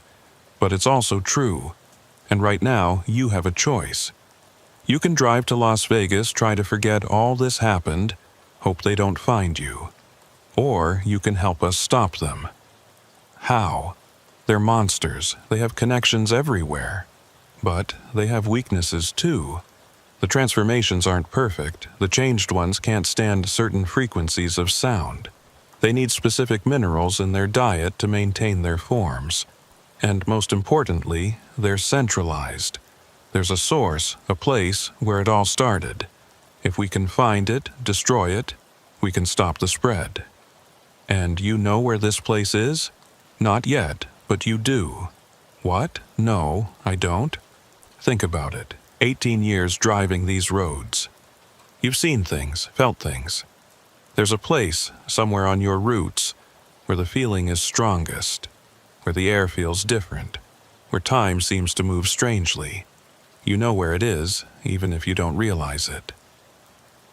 I wanted to deny it, but she was right. There was a place, a stretch of Highway 50, the so-called loneliest road in America, where I always felt like I was being watched, where my instruments would go haywire, where the road seemed to stretch longer than it should. Highway 50, I said. Between Austin and Eureka, there's something there. Then that's where we need to go. It's a trap. They'll be expecting us. Probably. But we have something they don't expect. She pulled out a device from her pocket, something that looked like a modified cell phone. This transmits on a frequency that causes them pain. It won't stop them, but it'll slow them down. And I've already sent our location to the other Watchers. Help is coming. How many Watchers are there? Not enough. Never enough. But we do what we can. I looked out at the desolate landscape, then back at her. This young woman who had planned an elaborate escape, who had survived 2 weeks of captivity, who was now asking me to drive into certain danger. All right, I said. But we do this my way. I know these roads better than anyone. If we're going to find this source, we need to be smart about it. Agreed. So, what's your way? First, we don't go direct. They'll expect that. We take the back roads, the old mining trails. It'll take longer, but it'll keep them guessing. Second, we need supplies, real supplies. There's a truck stop about 30 miles east of here that's run by an old friend. He owes me favors. We can trust him. How can you be sure? Because he's seen them too. Lost his son to something on Highway 50 5 years ago. If anyone will help us, it's him. Isadora nodded. Then let's go. But Cassius, once we do this, there's no going back. They'll never stop hunting us. They're already hunting us, I pointed out. At least this way, we're hunting them back. The truck stop my friend Jeremiah Hawthorne ran was one of those places that existed between worlds. Not quite civilization, not quite wilderness. Just a cluster of fuel pumps, a repair shop, and a diner that served coffee strong enough to wake the dead, situated at the intersection of 2 forgotten highways that most modern maps didn't even show anymore. It took us 3 hours to get there, using routes I'd learned from old-timers when I first started driving. Mining roads, cattle trails, paths that hadn't seen regular traffic since the silver boom ended. Twice, we had to stop and move fallen rocks. Once, we had to wait for a herd of wild horses to cross. But we didn't see a single vehicle following us. "They're still out there," Isadora said, checking her device constantly. "This thing picks up their electromagnetic signature. They generate a specific frequency when they're in their transformed state. Right now, I'm reading at least 12 signals, spread out in a search pattern." 12, I muttered. "How many of these things are there total?" "We don't know. The Watchers have confirmed nests in Nevada, Arizona, Utah, and Southern California, but there could be more. They're good at hiding, at blending in when they need to." The truck stop appeared around a bend like a mirage, its ancient neon sign flickering in the midday sun. "Hawthorne's Haven, last stop for 100 miles. It wasn't lying. This was the edge of the real nowhere, where the desert stopped pretending to be anything but hostile.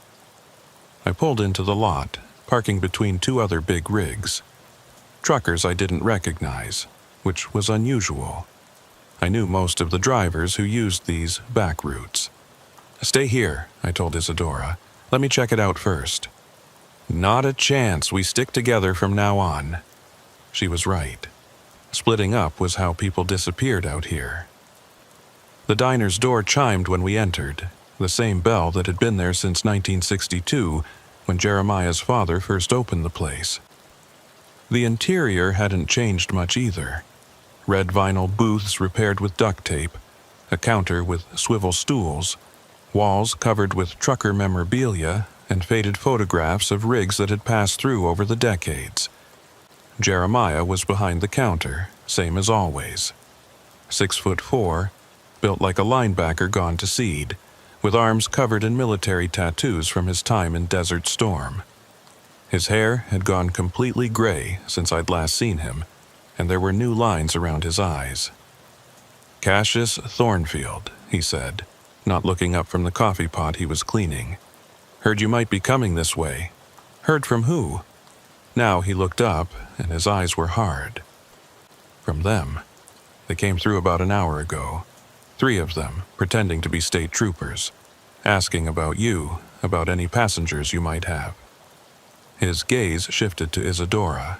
"They left something for you." He reached under the counter, and I tensed, ready to run. But what he pulled out was an envelope, my name written on it in handwriting that looked wrong, like someone had to remember how letters were supposed to be formed. I opened it.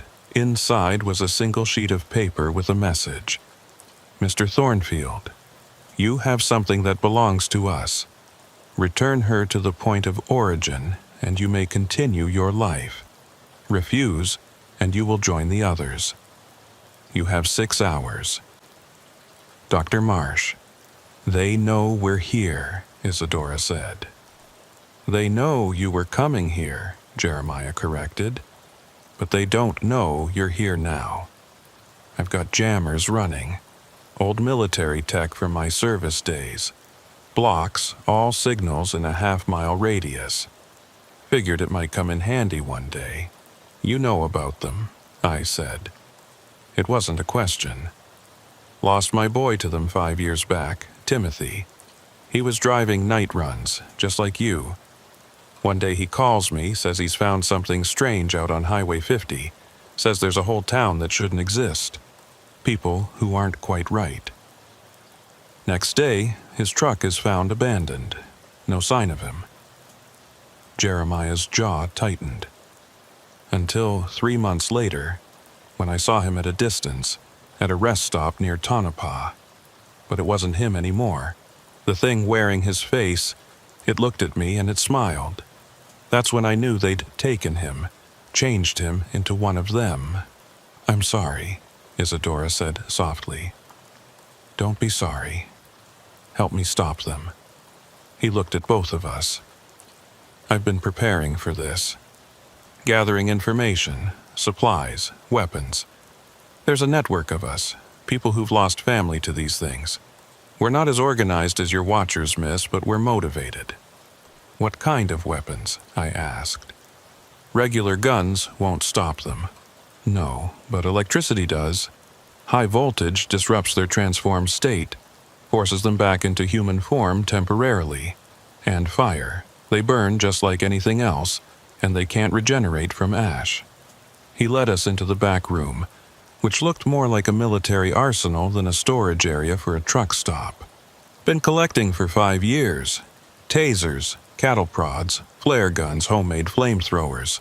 Not exactly legal, but neither is what they're doing. This is impressive, Isadora said, examining a modified shotgun that looked like it could fire electrified rounds. But we need more than weapons. We need to find their source, their origin point. Highway 50, Jeremiah said immediately. Mile marker 237. That's where it all started. There's an old military installation there, supposedly decommissioned in 1971.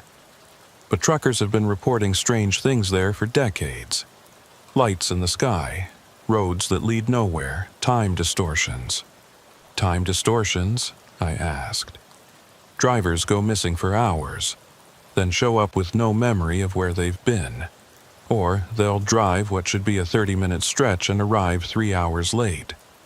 Something's wrong with that whole area. Isadora was typing rapidly on her device. Mile marker 237. Yes, there's something here. The Watchers have a file on it. Operation Sandstorm, 1969 to 1971. Military experiments in biological weapons. No, that's not right. Biological integration. They were trying to create soldiers who could survive in extreme environments. By turning them into monsters, I asked. By integrating them with extremophile organisms found in the desert. Bacteria that could survive without water, in extreme heat, in high radiation. She looked up, her face pale. They didn't stop the experiments because they failed. They stopped because they succeeded too well. The test subjects began changing in ways they couldn't control. And now those test subjects are running around Nevada, turning truckers into more of themselves, Jeremiah said. We need to end this. It won't be easy, Isadora warned. If this installation is their origin point, it'll be heavily defended. And we have less than 5 hours before they come looking for us. Then we'd better move fast. Jeremiah started loading weapons into bags. I've got 2 other drivers here who lost family to these things. They'll help. That gives us 5 fighters. Against potentially dozens of those creatures, I pointed out. Yeah, well, nobody said it would be easy. We spent the next hour preparing. Jeremiah introduced us to the other drivers. Rex Limestone, a grizzled veteran who'd lost his brother 2 years ago, and Tommy Blackford, barely 25, whose girlfriend had vanished on Highway 50 just last month. They'd both seen enough to believe our story without question. The plan is simple, Jeremiah said, spreading a map on the diner counter. We take 3 trucks, approach from different directions. The installation is here, in this valley. There's only one main road in, but there are 2 service roads from the old mining days. We hit them fast, hard, and we don't stop until we find whatever's at the center of this. What about the transformed ones? Rex asked. The regular weapons won't stop them. That's where these come in. Isadora produced several small devices from her bag. Sonic emitters. They generate a frequency that causes extreme pain to the transformed. Won't kill them, but it'll disable them long enough for the electrical weapons to work. And if we find survivors? Tommy asked hopefully. People who haven't been fully transformed yet. We save who we can, Jeremiah said firmly. But we don't let sentiment get us killed. Some of these people have been changed for years. There's no coming back from that. We loaded up as the sun started its descent toward the horizon. I was in my truck with Isadora, Jeremiah and Rex took Jeremiah's modified pickup, and Tommy drove his rig. We had radios tuned to a frequency the transformed supposedly couldn't monitor, though I wasn't betting my life on that. The drive to mile marker 237 took 2 hours. As we got closer, I could feel it, that wrongness Jeremiah had described. The air felt thicker, charged with static electricity. My instruments started acting up, the compass spinning randomly, the CB picking up transmissions that sounded like they were coming from underground. There, Isadora pointed to a dirt road almost invisible in the twilight. That's the North Service Road. Tommy should be approaching from the south. We turned off the highway, killing our lights and relying on the last rays of sunlight to navigate. The road descended into a valley that shouldn't have existed, a deep gouge in the earth that didn't appear on any map. At the bottom of the valley sat the installation. It wasn't abandoned. Lights blazed from windows, vehicles were parked in neat rows, and figures moved between buildings with purpose. But something was wrong with the geometry of the place. Buildings seemed to shift position when you weren't looking directly at them. Distances were hard to judge. "My device is going crazy," Isadora whispered. "There are dozens of signatures down there, maybe more." "Too late to turn back now," I said, though every instinct was screaming at me to run. Jeremiah's voice crackled over the radio. "We're in position. Tommy reports same. On my signal, we move. Remember, speed and violence. Don't give them time to organize." We waited, engines idling, hearts pounding. Then, "Go! Go! Go!" I floored it, the truck roaring down the slope toward the installation. The other vehicles converged from their positions, headlights blazing, horns blaring. The figures in the compound scattered, some running for cover, others standing their ground. That's when I saw them clearly for the first time in full light. The transformed ones. They were worse than I'd imagined. Some still looked mostly human, just stretched and distorted. Others had changed so much they barely had recognizable features anymore. They moved like spiders, all wrong angles and too many joints. We crashed through the fence, Isadora activating the sonic emitters. The sound was barely audible to us, but the transformed ones reacted immediately, clutching at their heads, falling to their knees. We had seconds before they adapted. "The main building," Isadora shouted. "That's where the source will be." It was a concrete structure, probably a bunker, with heavy doors and barred windows. We drove straight at it, using the truck as a battering ram. The doors buckled but didn't break. That's when things went wrong. The ground beneath us began to move, not like an earthquake, but like something enormous was stirring underneath. Cracks appeared in the earth spreading outward from the bunker, and from those cracks came something I'll never forget. It wasn't solid, wasn't liquid, wasn't gas. It was all three and none of them, a writhing mass of tissue and sand and something that hurt to look at. It rose from the ground like a wave engulfing one of the parked vehicles, and when it receded, the vehicle was gone. Not destroyed, not moved, gone. "What is that thing?" Tommy's voice over the radio, high with panic. "The source," Isadora breathed. "It's not a machine or a weapon. It's alive, the whole installation, the whole valley. It's one enormous organism." The transformed ones were recovering from the sonic attack, moving toward us with renewed purpose. But they weren't attacking. They were herding us toward the writhing mass. "We need to burn it," Jeremiah's voice steady despite everything. "All of it, the whole valley." "We don't have enough firepower for that," Rex protested. "No, but they do." Jeremiah pointed to a cluster of fuel tanks on the edge of the compound. "Those are for the generators, probably 10,000 gallons of diesel." "That's suicide," I said. "We'd never get clear in time. Then we'd better move fast." What followed was chaos.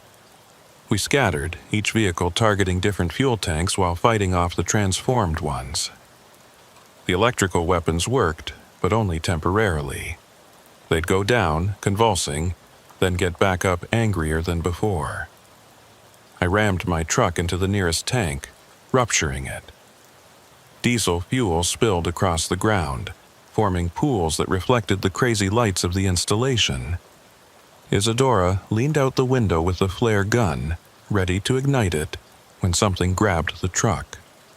It was Dr. Marsh, but not as I'd last seen her. She'd begun to transform, her limbs elongated, her face stretching into something inhuman. She tore the door off its hinges with impossible strength. "You don't understand," she said, her voice distorted but still recognizable. "This is evolution. This is the future.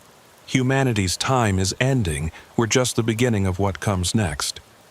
Isadora shot her with the electrified shotgun. Dr. Marsh screamed, a sound that shattered the truck's windows and fell back. But more were coming. Dozens of them swarming toward us. "Now!" Jeremiah shouted. "Light it now!" Flares arced through the air from 3 directions. The fuel ignited with a whoosh that sucked the air from my lungs. Fire spread across the compound, following the diesel trails, reaching the ruptured tanks.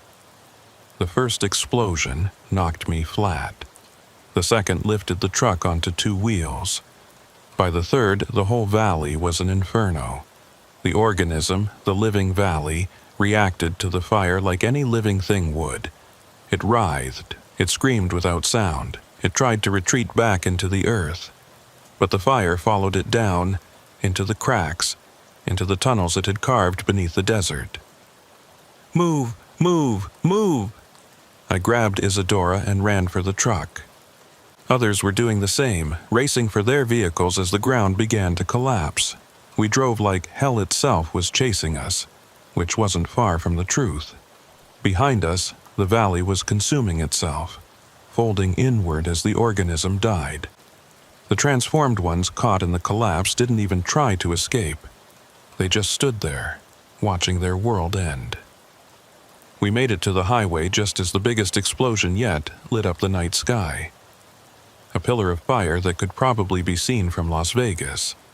The ground shook so hard I nearly lost control of the truck. Then, suddenly, silence. We pulled over a mile down the road, all of us, and looked back. Where the valley had been, there was now just a smoking crater. The installation, the organism, the transformed ones, all gone. "Is it over?" Tommy asked. "This one is," Isadora said, checking her device. "I'm not picking up any signatures, but there are other nests, other installations. This was just one head of the Hydra. Then, we keep fighting," Jeremiah said. "We know they can be killed now. We know they can be stopped." But I was looking at my hands on the steering wheel, and I noticed something that made my blood run cold. There, on my palm where Dr. Marsh had grabbed me, was a small mark, like a burn, but not quite. It was the same color as the organism had been, that impossible color between solid and liquid. I didn't tell the others, not then, but I knew what it meant. The transformation doesn't always happen through injections or feeding.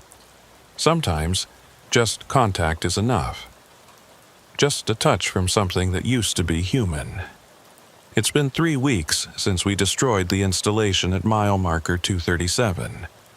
The official story is that an old military munitions depot exploded, the result of improperly stored chemicals.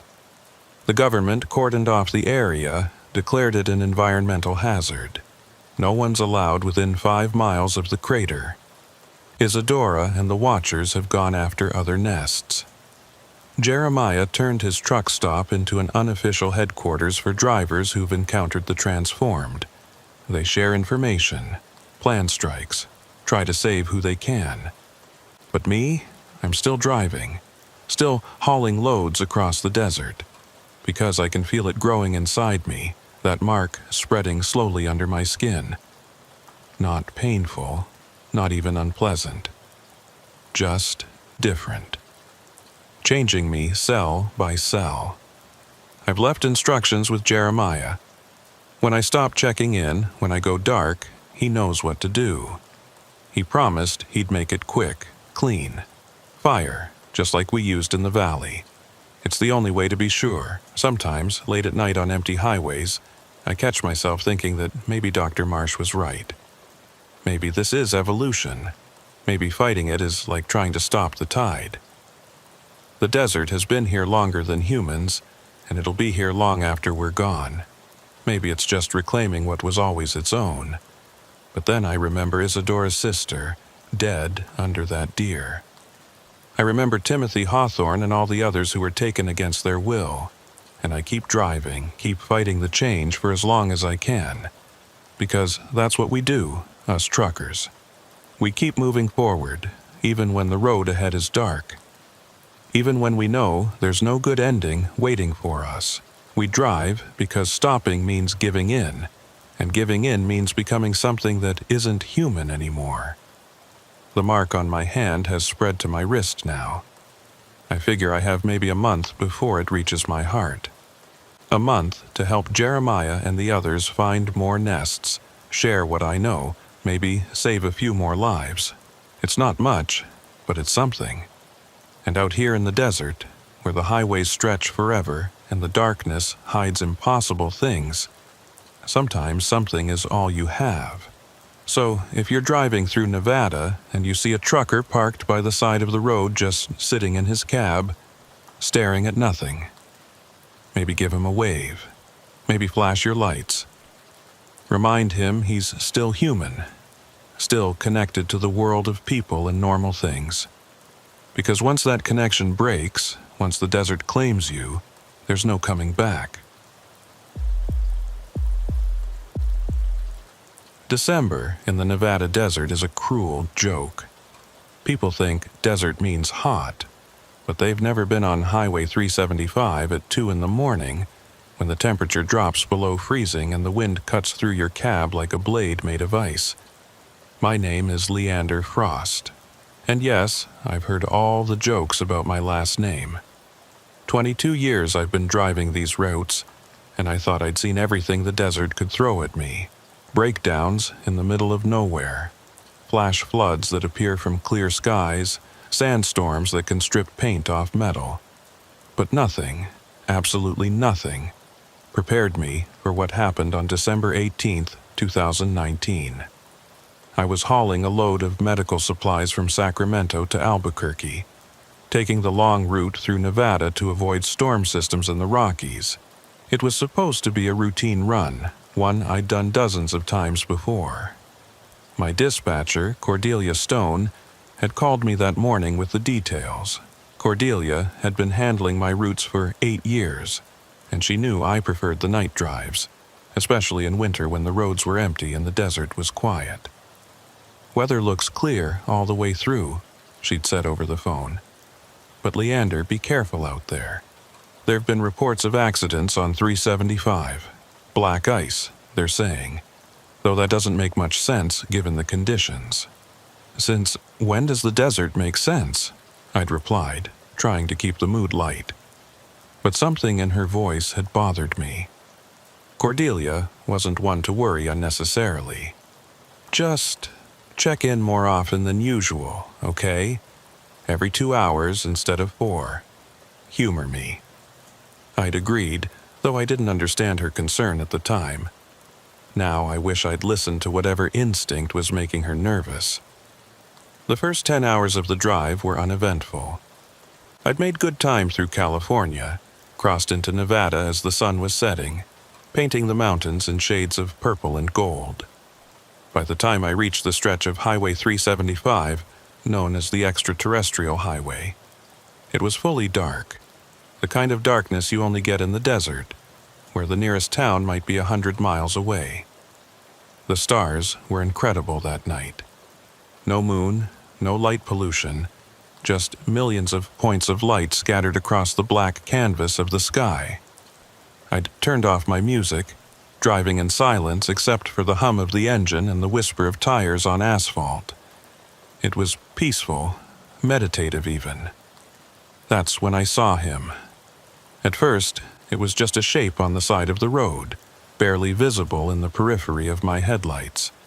Could have been a rock, a piece of debris, maybe a coyote. But as I got closer, the shape resolved into something distinctly human. A figure, hunched over, stumbling along the shoulder of the highway. No vehicle in sight. No broken-down car, no motorcycle, nothing. Just a person, alone, in the middle of the desert in December, at least 50 miles from the nearest town. I started to slow down, my foot easing off the accelerator. Every trucker knows the unwritten rules of the road, and one of them is simple. You help people in genuine distress, but you also have to be smart about it. The desert highways have their share of ambush robberies, people pretending to need help only to rob, or worse, when you stop. But this wasn't a young man who might be dangerous. As my headlights fully illuminated him, I could see he was old, maybe 70 or more, wearing what looked like a suit. A black suit, like something you'd wear to a funeral, completely inappropriate for the desert. His hair was white, thin, blowing in the wind, and he was stumbling, barely able to stay upright. I pulled over about 20 yards ahead of him, grabbing my phone and my tire iron just in case. The temperature gauge on my dashboard read 28 degrees Fahrenheit. At his age and those clothes, the old man would be hypothermic soon if he wasn't already. I stepped out of the cab, the cold hitting me immediately despite my heavy jacket. "Sir? Sir, are you all right?" The old man looked up, and even from a distance I could see his lips were blue, his skin pale as paper. He tried to speak, but all that came out was a wheeze. Then his legs gave out, and he collapsed onto the asphalt. I ran to him, all caution forgotten. Up close, he looked even worse. His suit was dusty but expensive, the kind of thing that costs more than I make in a month. His shoes were leather dress shoes, completely worn through at the soles as if he'd been walking for days. But it was his eyes that really got me. Pale blue, almost white, and filled with something I couldn't identify. Fear? Relief? Something else entirely. "We need to get you warm," I said, helping him to his feet. He weighed almost nothing, like his bones were hollow. "Can you walk? My truck's right there." He nodded, leaning heavily on me as we made our way to the cab. I had to practically lift him up into the passenger seat. Once inside, I cranked the heat to maximum and grabbed the emergency blanket from my safety kit, wrapping it around his shoulders. "Thank you," he whispered, his voice dry as desert sand. "Thank you, Leander." I froze. I hadn't told him my name. "How do you know my name?" I asked, trying to keep my voice steady. The old man's eyes focused on me with surprising intensity. "I know many things, Leander Frost. Things about you. Things about your route. Things about what's coming. Who are you?" "My name is Phineas. Phineas Holloway." He coughed, a wet, rattling sound that made me wince. "And I've been walking for 3 days. Looking for you specifically." "That's impossible. How could you know I'd be on this road tonight?"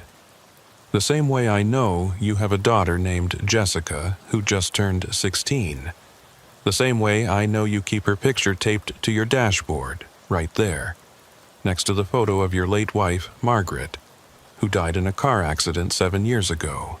The same way I know you still wear your wedding ring, even though you tell people you've moved on." My blood turned to ice. All of that was true, but there was no way this stranger could know any of it. The pictures were there, yes, but too small to see clearly from where he sat. And Margaret's death, Jessica's age, my ring, those weren't things you could guess. "What are you?" I asked, my hand moving unconsciously to the tire iron I'd placed between the seats. "I'm dying," Phineas said simply. "I have maybe an hour, possibly 2. And before I die, I need to tell you something." Something that will save your life and the lives of many others. But first, I need you to drive. North, toward Rachel. There's something there you need to see. I'm not going anywhere until you explain how you know about my family. He closed his eyes, and for a moment I thought he'd passed out. Then he spoke, his voice different, younger somehow.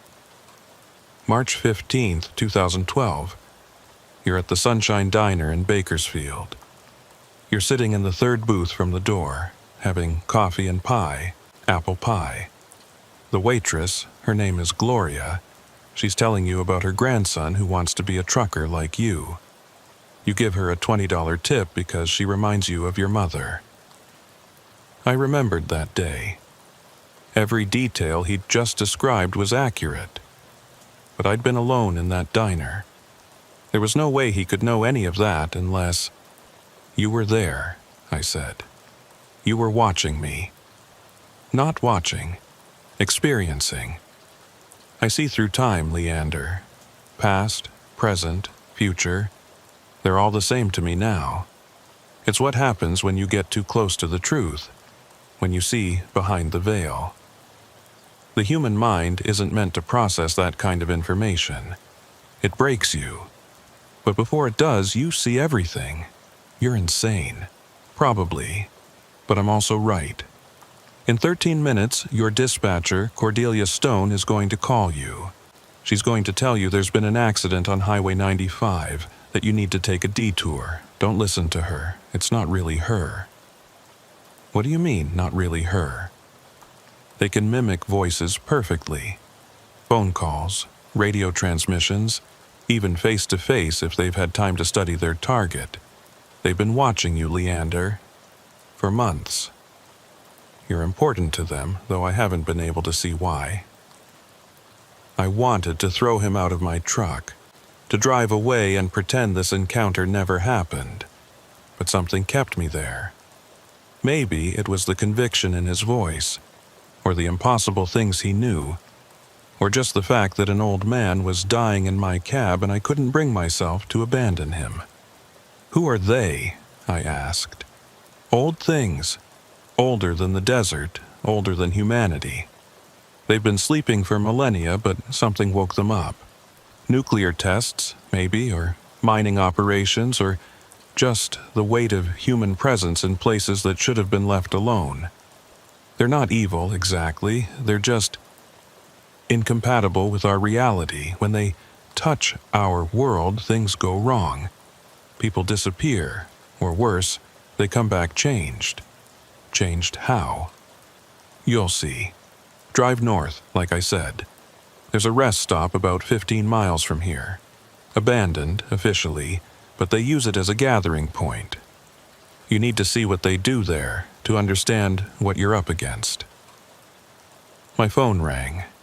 The dashboard clock showed exactly 13 minutes had passed since Phineas's prediction. The caller ID showed Cordelia's number. I answered, putting it on speaker. Leander here. Leander, thank God. It was Cordelia's voice, but now that Phineas had mentioned it, I could hear something off about it. Too perfect, maybe. Like a recording rather than a real person. There's been a major pileup on your route. Multiple fatalities. You need to take the old mining road near mile marker 89. What kind of accident? I asked, watching Phineas's face. Truck jackknifed, hazmat spill. The whole highway's closed. The mining road is your only option if you want to make your delivery on time. Phineas was shaking his head vigorously, mouthing the word no. I'll figure something out, I said. Thanks for the heads up. Leander, you need to take that detour. It's the only safe route. Since when did Cordelia care more about delivery times than driver safety? The real Cordelia would have told me to park it and wait. Deadline be damned. I said I'll figure it out. I repeated, then hung up. Good, Phineas said. You're starting to see. The mining road is a trap. They've been using it for years to funnel drivers into their territory. The accident on 95 is fake, a story to make you deviate from your route. But if you know all this, if you can see the future, why don't you stop them? Why don't you warn everyone? I tried, God, how I tried, but no one believes a crazy old man talking about monsters in the desert. And the more I tried to explain, the less sane I sounded. That's their protection, you see. The truth is so impossible that speaking it makes you seem insane. He started coughing again, harder this time.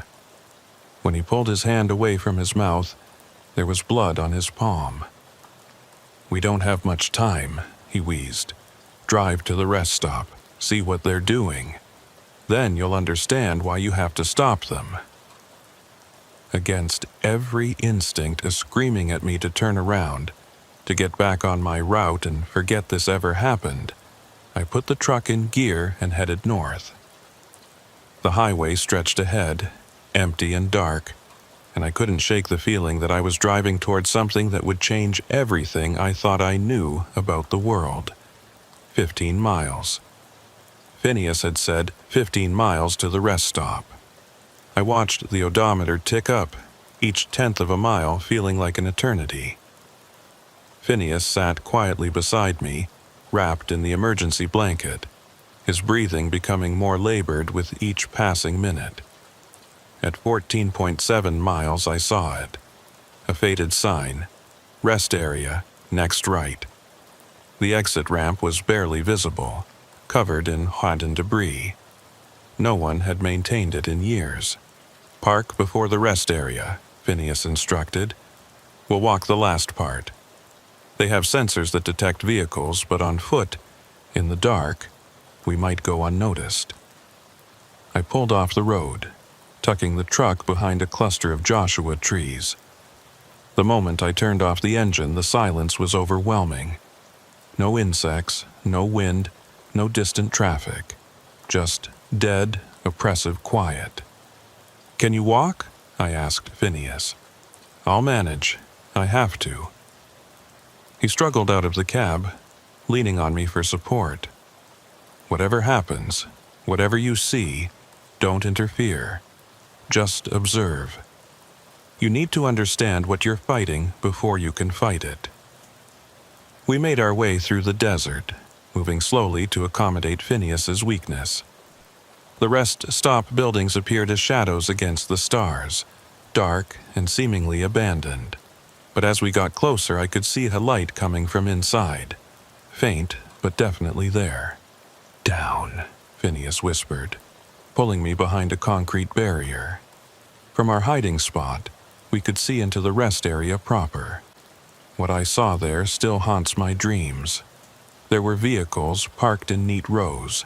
Trucks, cars, RVs, all empty, all with their doors open. And moving between them were figures that looked human from a distance but were wrong up close. They moved too smoothly, like they were gliding rather than walking. Their proportions were off. Arms too long, necks that bent at impossible angles. And in the center of the rest area, they'd built something. A structure made of metal and glass and what looked like bones, reaching up toward the sky like an antenna or a beacon.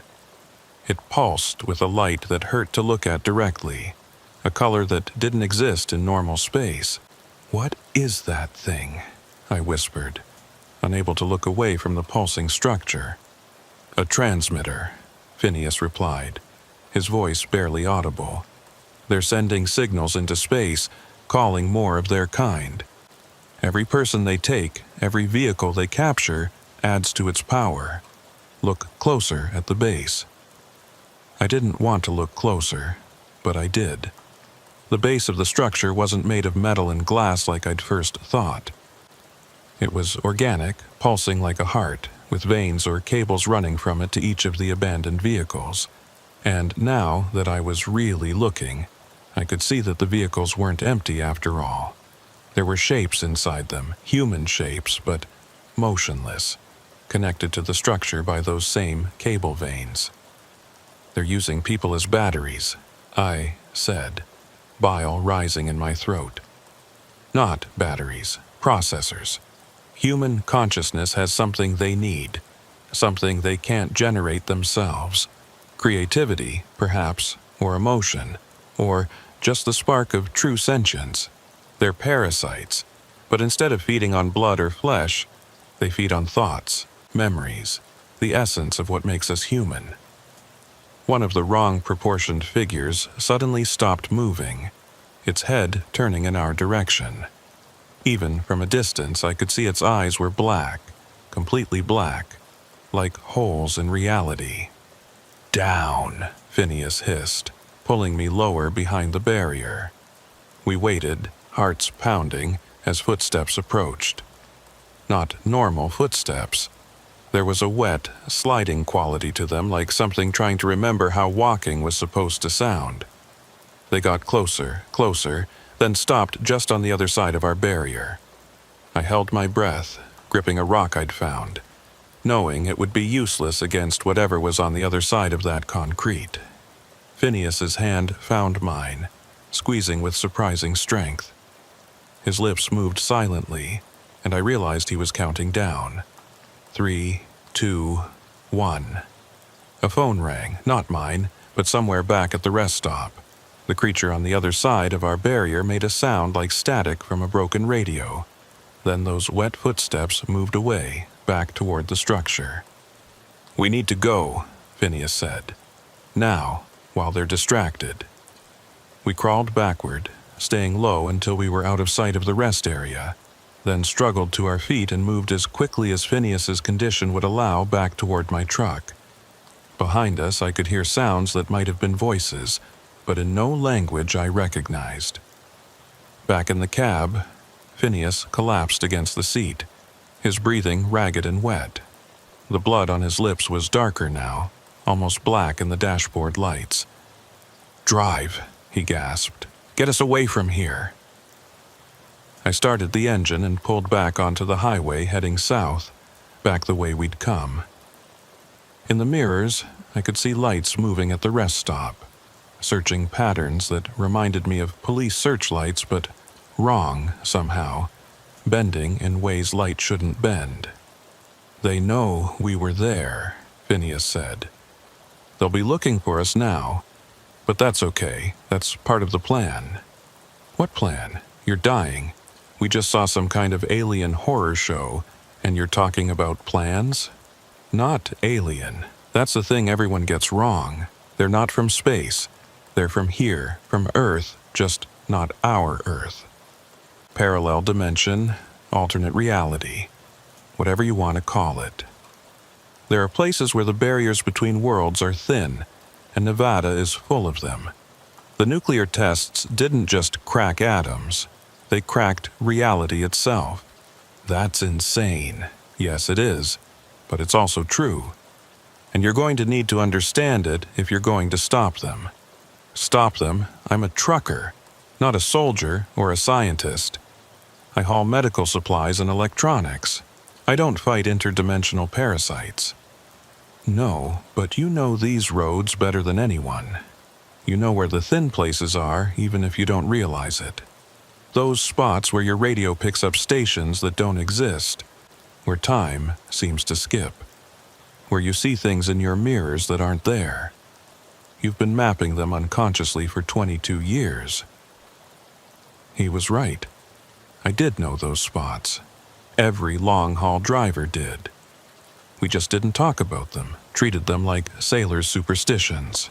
Mile marker 45 on Highway 6, where you could sometimes hear music from the 1940s. The stretch of 95 near Goldfield, where drivers reported losing hours of time. The junction of 375 and 93, where compasses spun wildly and GPS units showed locations that didn't exist. "There's a pattern," Phineas continued, pulling out a folded piece of paper from his suit pocket. His hands shook as he unfolded it, revealing a map of Nevada covered in red marks and connecting lines. "These are all the spots where people have disappeared in the last 5 years. Look at the pattern."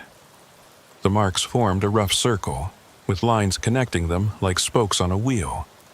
"And at the center, Rachel," I said. The town of Rachel is at the center. Not the town. What's near the town? Area 51 isn't about aliens, Leander. It never was. It's about keeping people away from the biggest thin spot in North America.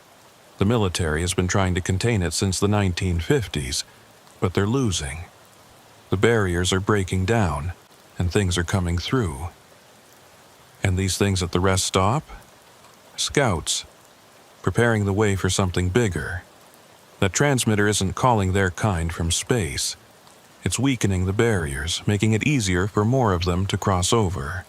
And every person they take, every consciousness they harvest, makes the signal stronger. My phone rang again. Cordelia's number, but I didn't answer. "Good," Phineas said. "Don't answer any calls for the next few hours. They can track you through the cell towers, but only if you're actively connected. The real Cordelia will worry. The real Cordelia is..." Phineas paused, his eyes unfocusing for a moment. "She's at home, asleep. She doesn't know her phone is being used. They're very good at borrowing identities without the original knowing. How do you know all this? How can you see all these things?" Phineas was quiet for a long moment, staring out at the dark desert rushing past. When he spoke, his voice was different, sadder. "I was a physicist at Los Alamos, recruited in 1981 for a project so classified it didn't officially exist. We were studying anomalies in space-time, places where the laws of physics seemed to break down. The military told us it was about developing new weapons, but that was a lie. They'd found something in the desert, something that shouldn't exist, and they wanted us to figure out what it was." He coughed again, more blood speckling his lips. "We built a machine, a viewer, we called it. It could peer into parallel dimensions, see other versions of reality. The first tests were incredible. We saw Earths where dinosaurs never went extinct, where humanity never evolved, where the laws of physics were completely different. But then we found them, the crawling chaos, we called them. Beings that existed between dimensions, feeding on the boundaries between worlds. And they saw you looking. Worse. We made contact. One of my colleagues, Dr. Elizabeth Thorne, she thought we could communicate with them. She was brilliant, spoke 17 languages, had degrees in linguistics and mathematics. She volunteered to be the first to attempt direct mental contact using the viewer." Phineas closed his eyes, lost in the memory. "The moment she made contact, she started screaming. Not with her voice, but with her mind. We all felt it, like nails on a chalkboard inside our skulls. When we finally shut down the machine, she was catatonic. 3 days later, she woke up. But she wasn't Elizabeth anymore. She was them, wearing her body like a suit. What happened to her? The military tried to contain her, but she walked through the walls of her cell like they weren't there. Killed 7 soldiers with a touch, aging them decades in seconds. Then she disappeared into the desert. That was 38 years ago.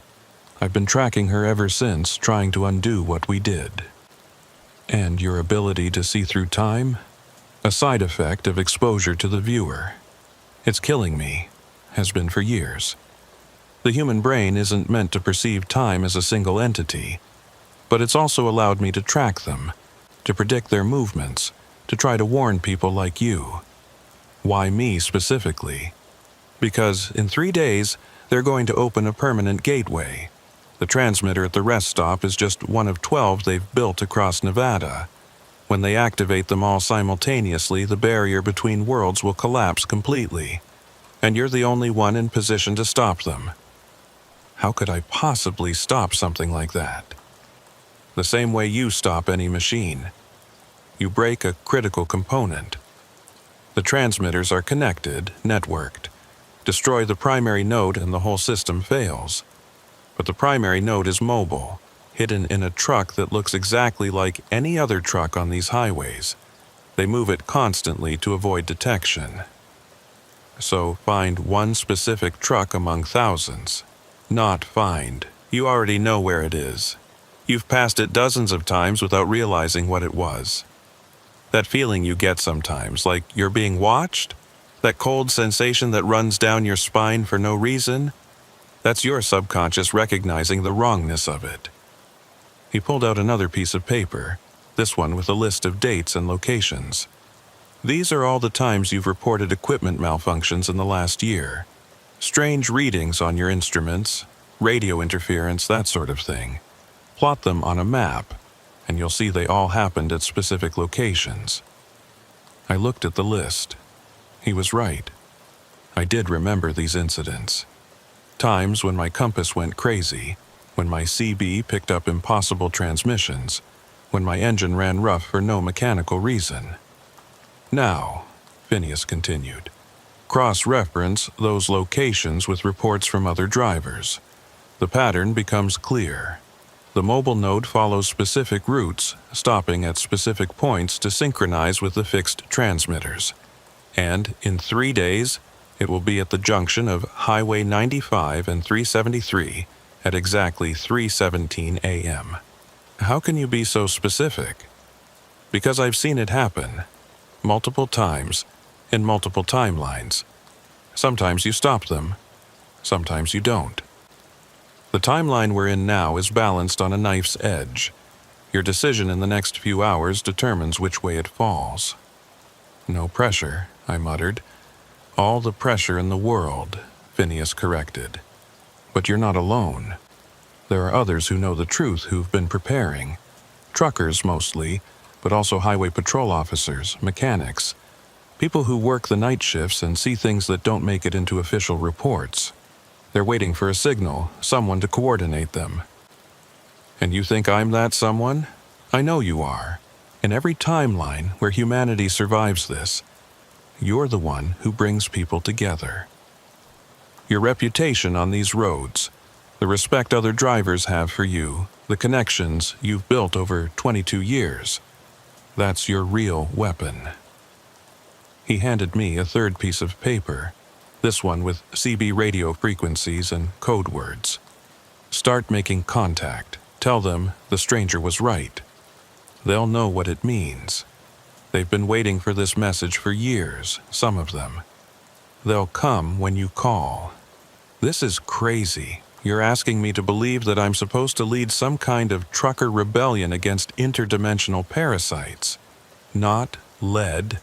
Unite. The leadership will come from others, people with military experience, scientific knowledge. But they need someone they trust to bring them together, and that's you. The dashboard clock showed 3:00 a.m. We'd been driving for an hour, putting distance between us and the rest stop. But I could feel something following us, a pressure in the air like a storm building. They're coming, Phineas said, confirming my fear. We've got maybe 10 minutes before they catch up. What do we do? You drop me off at the next mile marker. I'll delay them, give you time to escape. You can barely stand. What are you going to do against those things? Die, he said simply. But I'll die loud, die bright. I've got one last trick, something I've been saving. It won't stop them, but it'll hurt them. Make them cautious. Buy you the time you need to start organizing the resistance. I'm not leaving you to die. I'm already dead, Leander. Have been for years, just too stubborn to admit it. This is how I'm supposed to go, how I've seen it happen in every timeline where we win. My death is the catalyst that starts the chain reaction. That's not right. There has to be another way. There are infinite ways, but this is the best one. The one where the most people survive. He reached into his suit pocket one more time, pulling out a small device that looked like a modified cell phone. Take this. When you're ready to coordinate the attack on the mobile node, press the red button. It'll send a signal that our people will recognize, even if the enemy is monitoring communications. I took the device, its weight heavier than its size suggested. Mile marker 289, Phineas said. Drop me off there. Don't look back. Don't slow down. Just keep driving. Get to a truck stop, start making those calls. You have 71 hours to build an army. Phineas? My real name is actually Dr. Marcus Holloway. I used Phineas because I knew you'd remember it. The unusual name sticking in your memory. Everything I've done, every word I've said, has been calculated to maximize our chances of success. Even this confession, right now, is part of it. You needed to know you were being manipulated so you could choose to trust me anyway. That's honestly kind of messed up. Yes, it is, but it's also necessary. The things we're fighting don't think like us, don't have our moral constraints. To beat them, we have to be willing to do things that feel wrong. He pointed ahead. Mile marker 289, pull over. I pulled over at mile marker 289, my hands trembling on the wheel. The desert stretched out on both sides of the highway, empty and desolate under the starlight. Behind us, I could see faint lights in the distance, moving too fast to be normal vehicles. They're about 8 minutes out, Phineas, Dr. Holloway, said, checking his watch. Remember everything I told you. The frequencies, the code words, the location of the mobile node. Don't try to be a hero. Just coordinate, survive, and strike when the time is right. He opened the door and practically fell out of the cab, catching himself on the side of the truck. I jumped out to help him, but he waved me off. No, get back in and drive, now. What are you going to do? He pulled something from inside his suit jacket, a metal cylinder about the size of a flashlight, covered in symbols that hurt to look at directly. This is a piece of the original viewer, the machine we built at Los Alamos. I've been carrying it for 38 years, keeping it dormant. When I activate it, it'll create a localized dimensional rupture. Not big enough to let anything through, but enough to cause them serious pain. They'll have to stop, regroup, figure out what happened. That gives you at least an hour head start. That'll kill you. I'm already dying, Leander. At least this way my death means something. He smiled, and for the first time since I'd picked him up, he looked at peace. Tell my daughter I tried. Her name is Rebecca Holloway. She lives in Carson City. She thinks I abandoned the family for my work, and she's not wrong. But tell her I never stopped loving her, and that everything I did was to try to keep her world safe. I'll tell her. Good, now go. Don't look back. I got back in the truck, started the engine, and pulled away. In the mirror, I could see him standing in the middle of the highway, that metal cylinder raised above his head. The lights behind him were getting closer. Close enough now that I could see they weren't headlights at all, but something else. Something that pulsed and writhed. I was 2 miles down the road when the sky behind me turned white. It wasn't an explosion, exactly. It was like reality hiccuped, a flash of impossible light that cast shadows that fell up instead of down. The truck's engine died instantly, all electronics going dead. I coasted to a stop, my ears ringing with a sound that wasn't quite sound, more like the echo of a sound from a dream. Then, as suddenly as it had happened, it was over. The engine coughed back to life, the dashboard lights flickering on. In the mirror, I could see a column of what looked like aurora borealis rising from where I'd left Holloway. Greens and purples that shouldn't exist in the Nevada desert. I drove for the next hour in shock, my mind trying to process everything that had happened. An old man who could see through time had died to save me from interdimensional parasites that were using human consciousness to break down the barriers between worlds. And now I was supposed to organize a resistance using CB radio and trucker connections. It was insane. All of it. But the device in my pocket was real. The list of frequencies was real. And when I finally stopped at a truck stop near Beatty, The fear in my gut was definitely real. The truck stop was one of the big chain ones, brightly lit and busy even at 4 in the morning. I parked between two other rigs and sat for a moment, gathering my courage. Then I grabbed my CB radio and dialed in the first frequency on Holloway's list. "Breaker, breaker," I said, using the code phrase he'd given me. "This is Frost Walker looking for night owls. The stranger was right. I repeat, the stranger was right." Static for a moment, then a voice, female, cautious. "Frost Walker, this is Desert Rose. Confirm secondary. What did the stranger say about the junction?" I checked the paper. There was a response code for this. The stranger said the junction sings at midnight when the moon is dark. A pause, then multiple voices started coming through, overlapping. Holy shit, it's happening.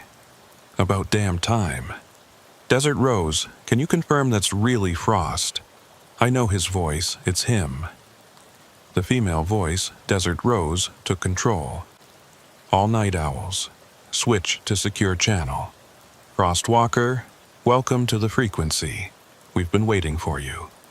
I switched to the indicated channel, and suddenly I was in the middle of a conversation that had apparently been going on for years. 17 confirmed sightings this week alone. Lost another driver near Tonopah. The things at the rest stops are getting bolder. "All right, everyone, quiet down," Desert Rose said. "Frost Walker, I'm Angela Riverstone. I run the independent station out of Goldfield. The stranger, Dr. Holloway, told us someone would come with his message eventually." "Is he?" "He's gone," I said. "Bought me time to escape. Gave me information about something big happening in 3 days." "The convergence," another voice said. Male, older, gravelly. "We know about it. Been tracking the transmitter construction for months. Problem is, we didn't know where the mobile node would be." "Junction of 95 and 373, I said. "December 21st, 3:17 a.m. Silence on the channel. Then Angela spoke. "You're sure?" "That's what Holloway said. He seemed pretty certain." "Then we've got 70 hours to get ready. Frost Walker, Leander, we need you to come to Goldfield. We've been preparing, but we need someone with your reputation to bring in the fence sitters. There are a lot of drivers who know something's wrong but aren't ready to believe how wrong. I've got a load to deliver." "Screw the load," the gravelly voice said. "This is bigger than any delivery. The company will understand when this is over, if we're all still here to explain." I thought about Jessica, my daughter. Her 16th birthday was next week. If Holloway was right, if these things succeeded in opening their gateway, would there even be a next week? "All right," I said. "I'm coming to Goldfield. But first, I need to make some calls. Real phone calls, not CB. There are people who need to be warned." "Make them fast," Angela said. "Every communication is a risk. They monitor everything." I went into the truck stop, found a payphone, one of the last ones still working in Nevada, and called Jessica first. It was 4:30 a.m., but I needed to hear her voice. "Dad?" She sounded sleepy, confused. "Is everything okay?" "Everything's fine, sweetheart. I just wanted to tell you I love you." "Dad, you're scaring me. What's wrong?" "Nothing's wrong. I might be out of communication for a few days. Work stuff. But I'll be home for your birthday, I promise." "You better be. You promised to teach me to drive the truck, remember?" "I remember. Jessica, if anything happens, if you hear anything strange on the news about Nevada, I want you to go to your Aunt Linda's in Oregon. Can you promise me that?" "Dad, seriously, what's going on? Just promise me." "Okay, I promise, Dad. I love you." "I love you too, baby. More than all the stars in the sky." It was an old saying between us, from when she was little and afraid of the dark. I'd tell her I loved her more than all the stars, and she'd know everything would be okay. I hung up and made one more call, this one to the real Cordelia Stone's home number. She answered on the third ring, sounding much more awake than Jessica had. "Leander, my phone's been acting strange. I've been getting reports that I've been calling drivers, but I haven't made any calls. Cordelia, listen carefully. Don't go to work for the next 3 days. Call in sick, family emergency, whatever. Just don't go to the dispatch center." "What? Why? Leander, what's happening?" "I can't explain right now. Just trust me. Something big is happening and the dispatch center isn't safe. Can you warn the other dispatchers, the ones you trust?" "Leander, you're scaring me." "Good. Being scared might keep you alive. 3 days, Cordelia. After that, things should be clearer." I hung up before she could ask more questions. Every second I stayed on the line was a risk. Back in my truck, I pulled out of the truck stop and headed for Goldfield. It was a 2-hour drive, and I spent it listening to the CB chatter. More drivers were checking in, using code names and cautious language. Desert Rose, who I now knew was Angela Riverstone, was coordinating everything with military precision. By the time I reached Goldfield, the sun was coming up, painting the desert in shades of gold and red. The independent station Angela ran was on the outskirts of town, a collection of fuel pumps, a small diner, and a repair shop that looked like it had been there since the 1950s. But appearances were deceiving. As I pulled in, I could see defensive positions had been set up, hidden but there if you knew what to look for. The windows of the diner had been reinforced. There were vehicles parked strategically to provide cover if needed. Angela met me as I climbed out of my truck. She was younger than her voice had suggested, maybe 40, with sharp eyes and calloused hands that spoke of real work. Her flannel shirt had a small pin on the collar, a truck wheel with wings, the old symbol of the Independent Truckers Association. "Leander Frost," she said, extending her hand. "I've heard about you for years. You're the one who exposed that trafficking ring 5 years back. That was just luck and stubbornness. No, it was noticing patterns and giving a damn. Same skills we need now." She gestured toward the diner. "Come on, there are people you need to meet." Inside, the diner had been transformed into a command center. Maps covered the walls, marked with red pins and string connecting various points. Radio equipment was set up on several tables, and there were people, truckers mostly, but also a few I recognized as mechanics, gas station owners, even a couple of highway patrol officers in civilian clothes. "Everyone, this is Leander Frost," Angela announced. The stranger chose him to coordinate the assault on the mobile node.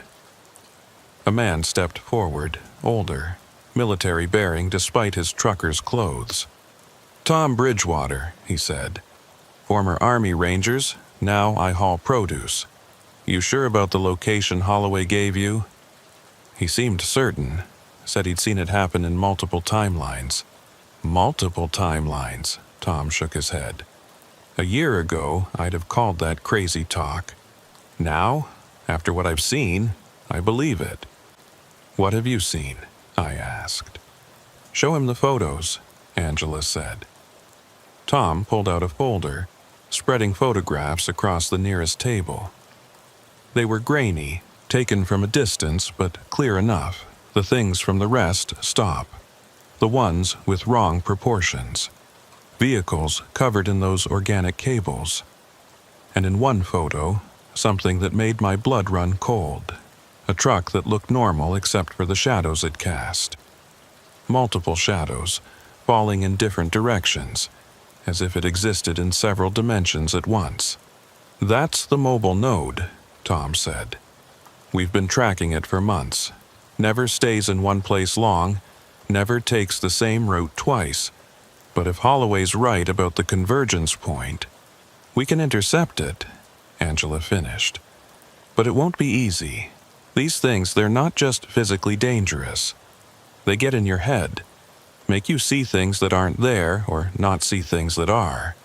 We've lost good people who just walked off into the desert, following something only they could see. How do we fight something like that? Numbers, said a new voice. A woman in her 60s wearing a mechanic's coveralls. I'm Diane Winters. I run the shop here. The things can mess with a few minds at once, but get enough people, and they can't control everyone. That's why we need every driver we can get. How many do we have? Right now, about 40 confirmed. But if you put out the call, use your reputation, we could have hundreds. Maybe enough to make a difference. I looked around the room at these people who'd been fighting a secret war while the rest of the world went on oblivious. They looked tired, scared, but determined. All right, I said. Let's start making calls. We've got 68 hours to build an army.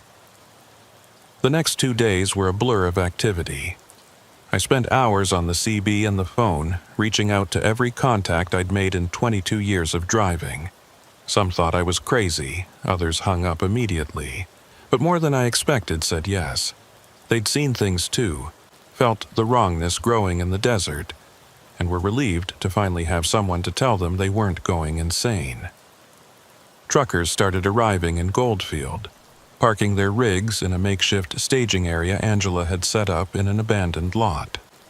By the morning of December 20th, we had over 200 drivers, plus support personnel, mechanics, medics, even a few ex-military who'd heard about what we were doing through back channels.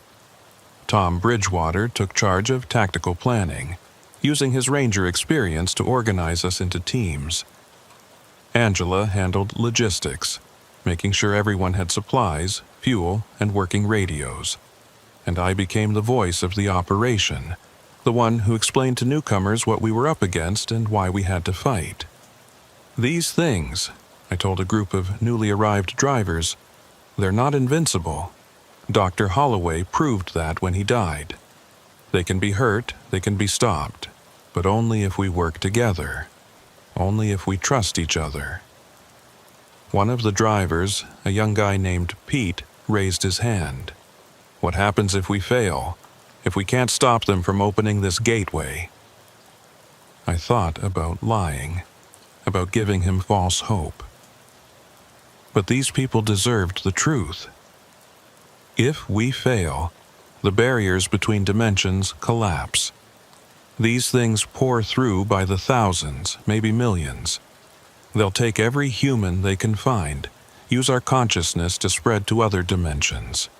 Earth becomes a hub for their invasion of reality itself. Jesus, Pete muttered. Yeah, so we don't fail. That night, December 20th, I couldn't sleep.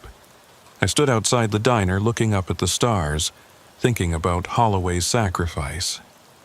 A hand touched my shoulder, and I turned to find Angela standing beside me. You did good, she said, bringing all these people together. Holloway was right to choose you. I'm just a trucker. No, you're a leader. You just didn't know it until now.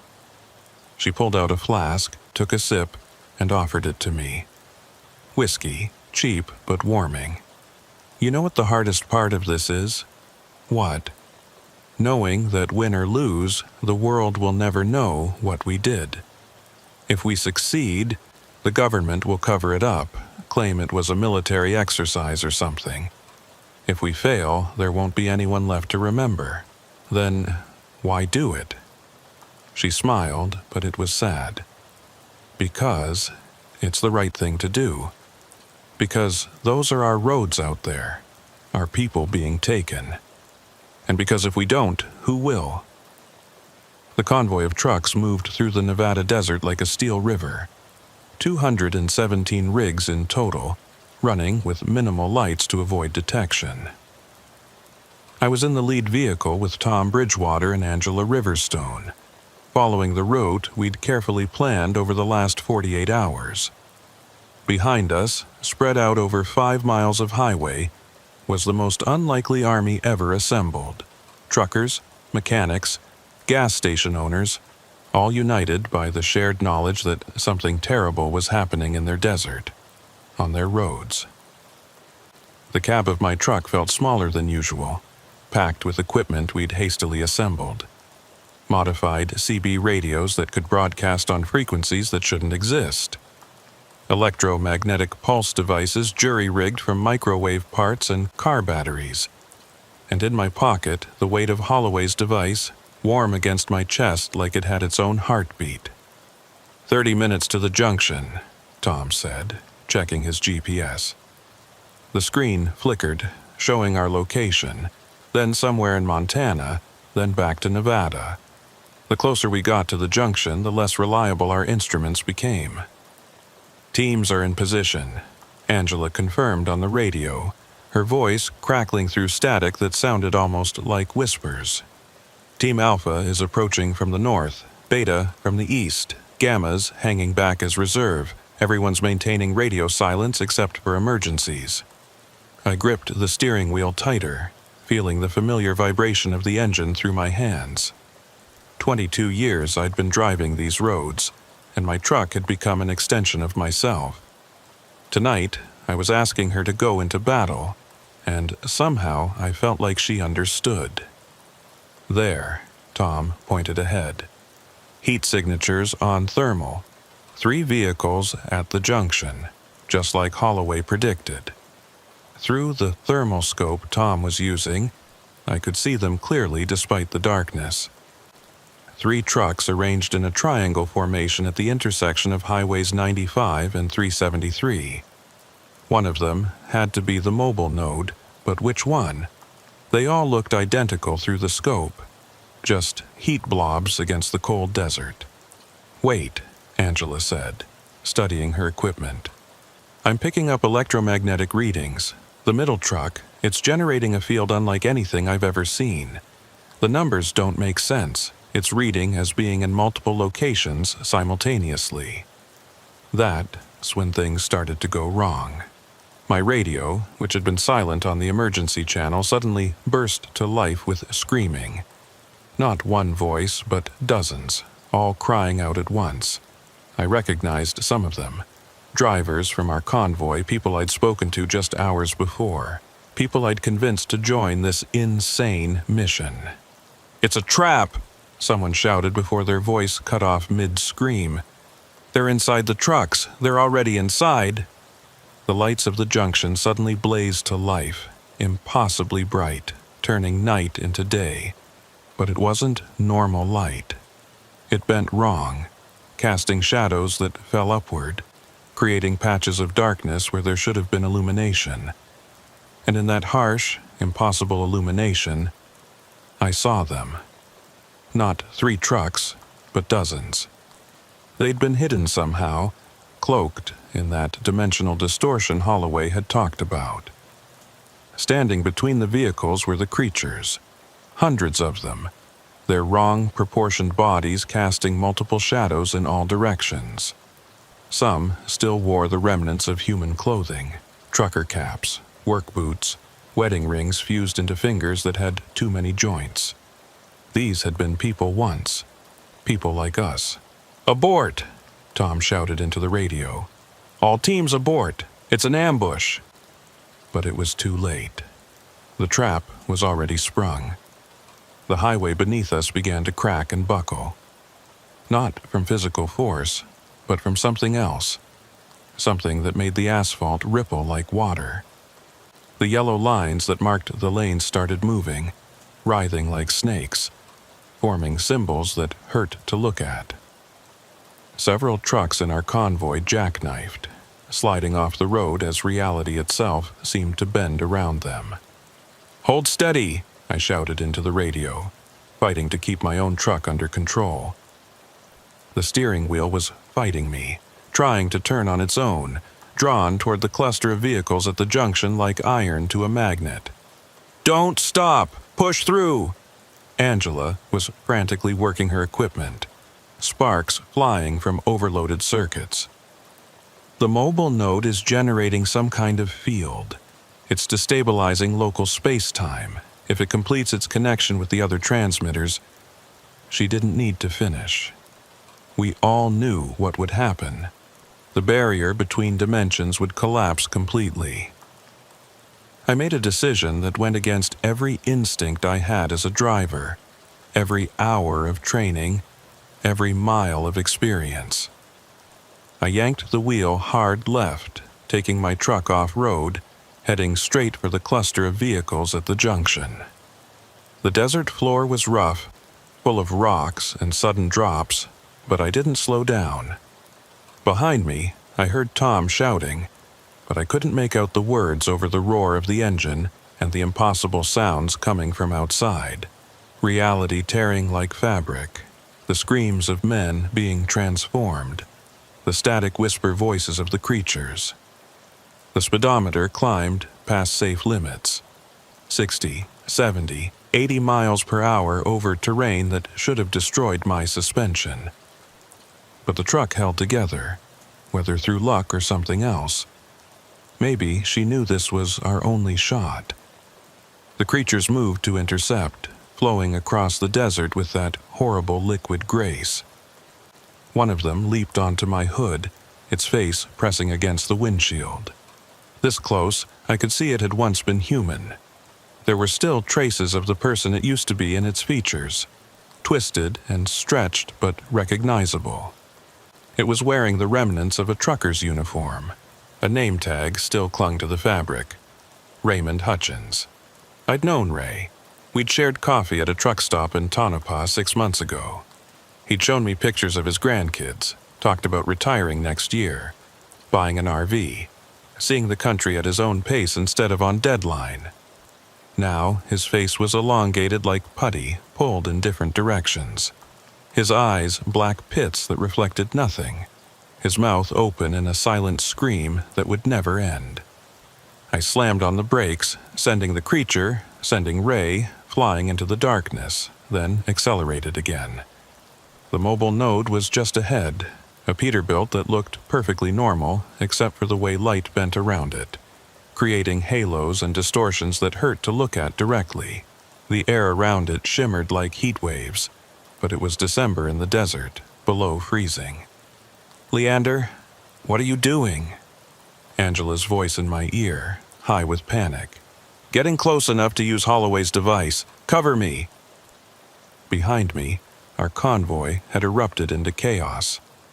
Some truckers were ramming the creatures with their rigs, using their vehicles as 40-ton battering rams. Others had pulled over and were fighting with whatever weapons they'd brought. Tire irons, flare guns, the modified tasers Tom had distributed.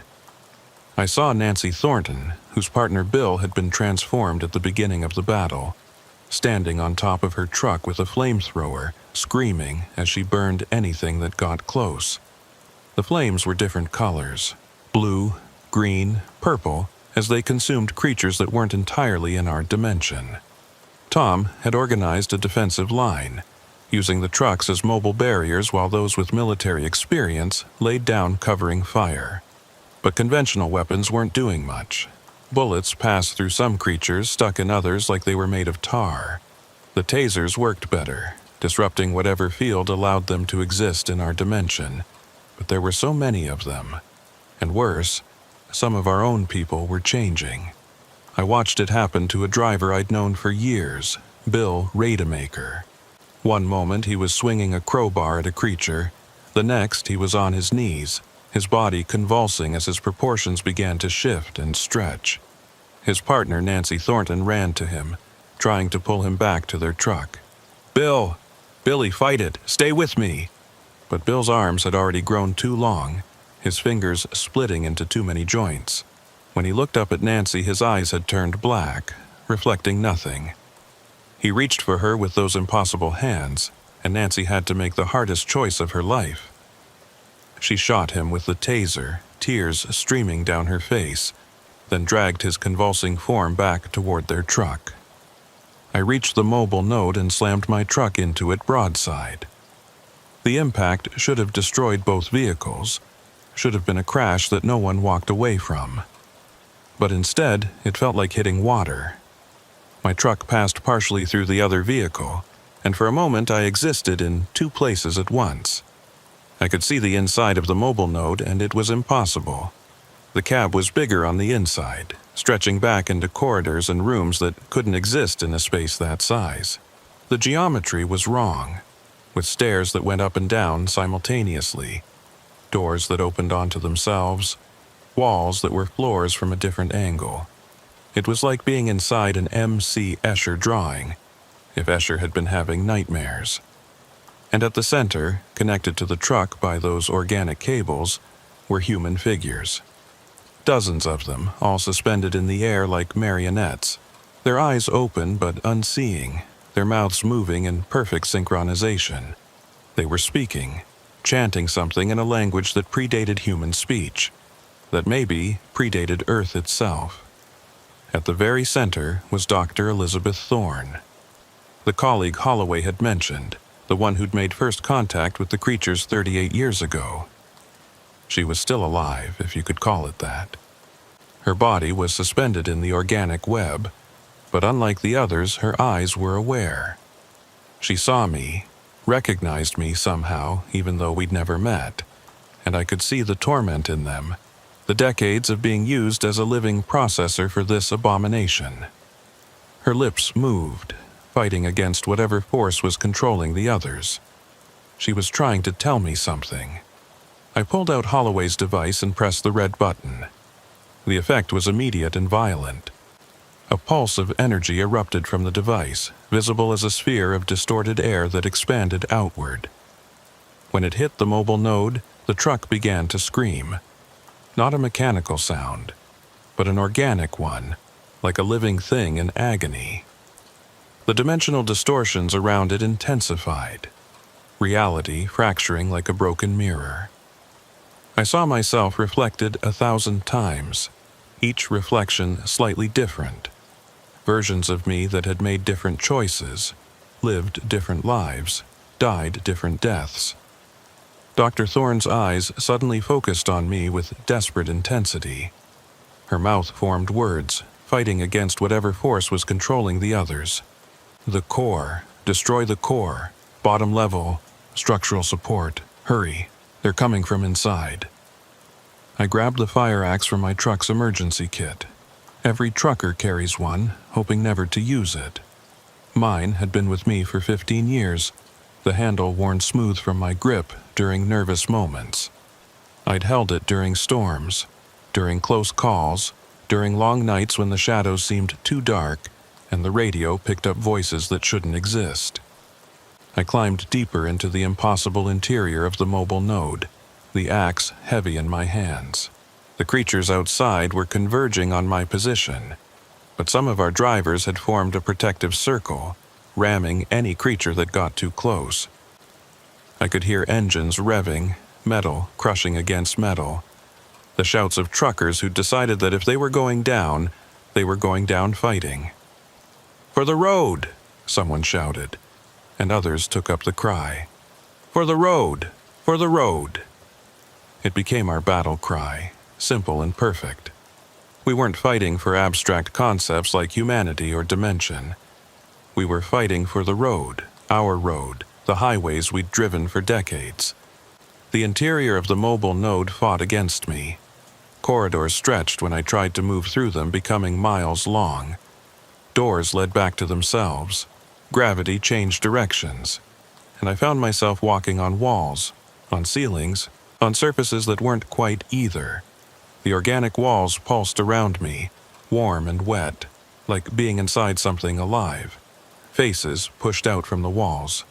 Human faces, trapped in the organic material, their mouths open in silent screams. I recognized some of them.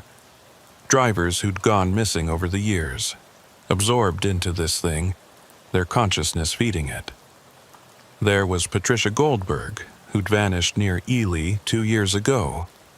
Her husband had spent everything he had searching for her, hired private investigators, offered rewards. He'd died 6 months ago, never knowing what happened to her. Now I knew. She was here, part of the wall, aware but unable to move, unable to die. There was young Kevin Oates, fresh out of truck driving school, disappeared on his third solo run. His mother still called the trucking company every week, hoping for news. There were dozens of others, maybe hundreds, all merged with the organic structure, all feeding the mobile node with their consciousness. "I'm sorry," I whispered to them. "I'm so sorry." At what felt like the bottom level, though direction had lost meaning in this place, I found the core. It was beautiful and terrible. A sphere of crystallized reality about the size of a basketball, floating in the center of a chamber that defied physical laws. The walls here weren't walls, but suggestions of walls. Boundaries that existed only because someone had decided they should. And inside the sphere, I could see everything. Not just images from our world, but from thousands of others. I saw Earths where humanity never evolved, where dinosaurs developed technology, where the ocean covered everything. I saw Earths where the creatures had already won and humanity was extinct, our cities empty ruins being reclaimed by things that had never been alive in the conventional sense. I saw Earths where the war between dimensions had been going on for millennia, where reality itself was scarred and broken from constant battle. And I saw one Earth, so similar to ours it could have been ours, where an old trucker was standing in this same spot with the same axe, making the same choice. But in that world, he hesitated a second too long. I didn't hesitate. The organic cables connecting Dr. Thorne and the others all led here, feeding the core with human consciousness, using our creativity and adaptability to power their invasion. The cables pulsed with stolen life, with thoughts and dreams and memories that would never be returned. I raised the axe. "Wait," a voice behind me. Not threatening, almost pleading. I turned to see one of the creatures, but this one was different. It still had mostly human features, though stretched and distorted. It was wearing the remains of a military uniform. Desert Storm patches still visible on the twisted fabric.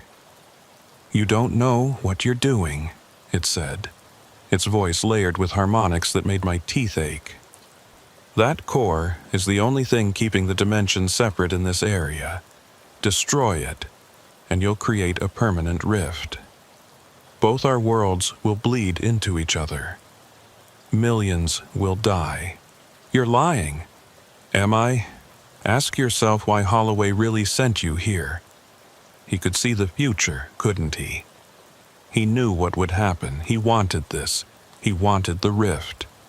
For a moment I hesitated. What if the creature was right? What if Holloway had been playing a longer game than any of us realized? Then I heard it, screaming from above. Human screaming. Our people were dying while I stood here debating, and through the walls somehow I could hear Dr. Thorne's voice, weak but determined. "Do it. End this, please. Even death is better than this, please." "Holloway was trying to save us," I said to the creature, and even if he wasn't, even if this causes problems, at least they'll be our problems, human problems, not yours. You're making a mistake. Maybe, but it's my mistake to make.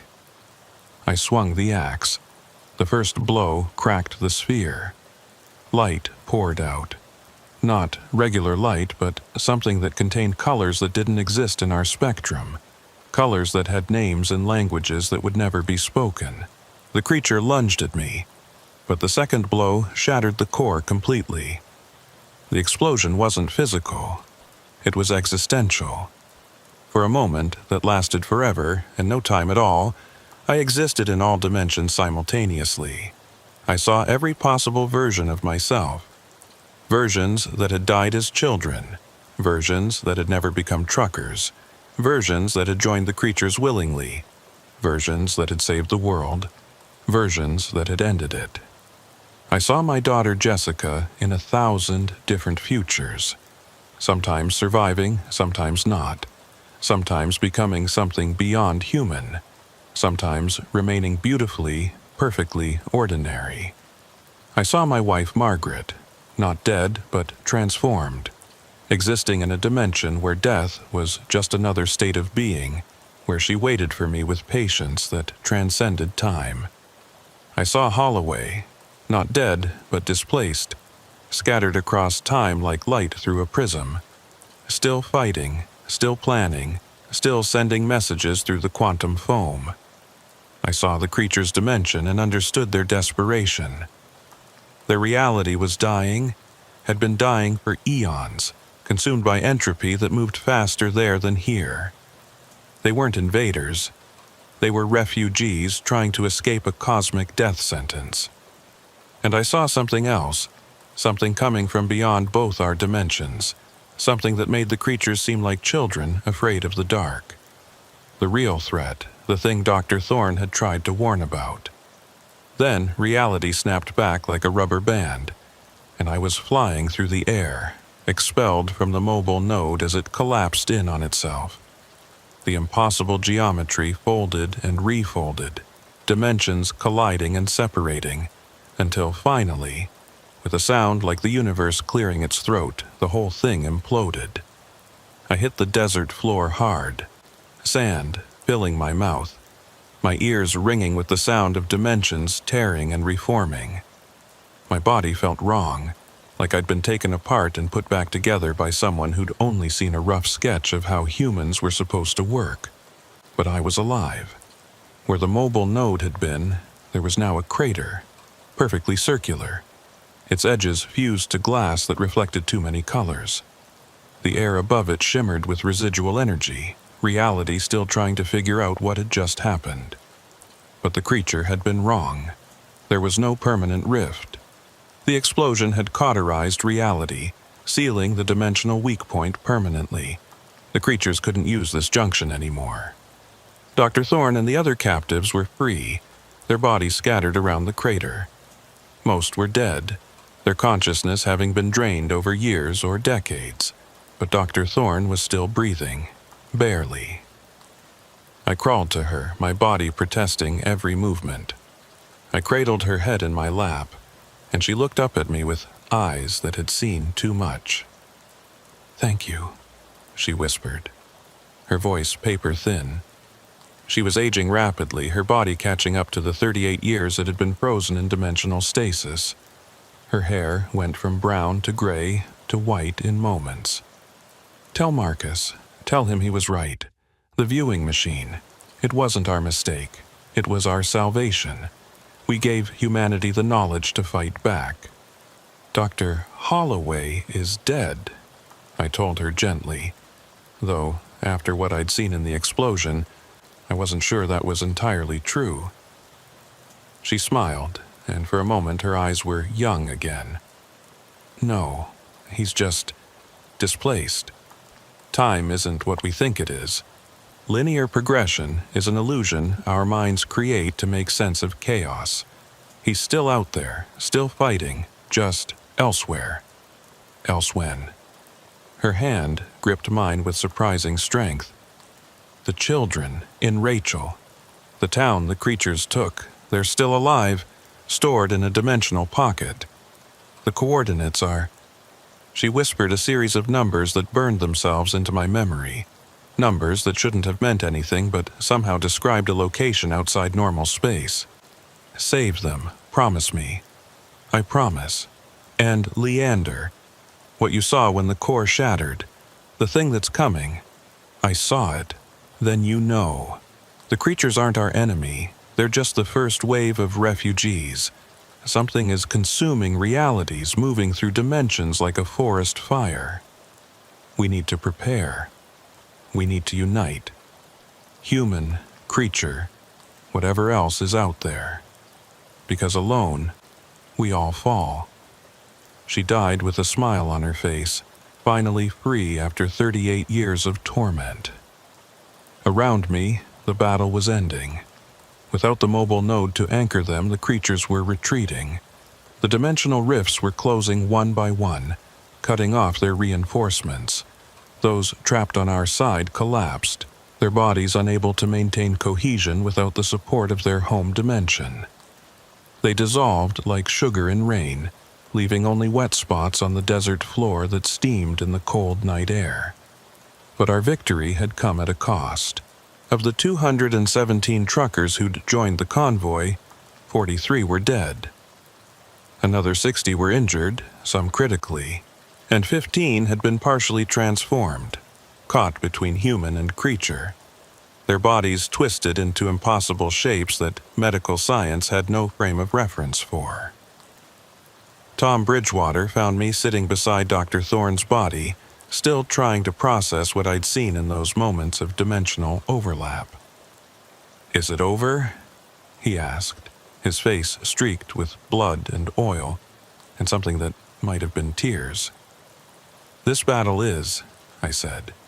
"But the war? No. There's something else coming, something worse. Then we'd better get ready for round 2. Angela's voice crackled over the radio. "Government forces incoming. ETA 5 minutes. All units, scatter. Repeat, scatter. Meet at the backup location." We loaded our wounded and our dead into the surviving trucks.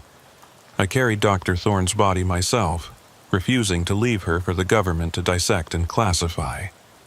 She deserved better than that. They all did.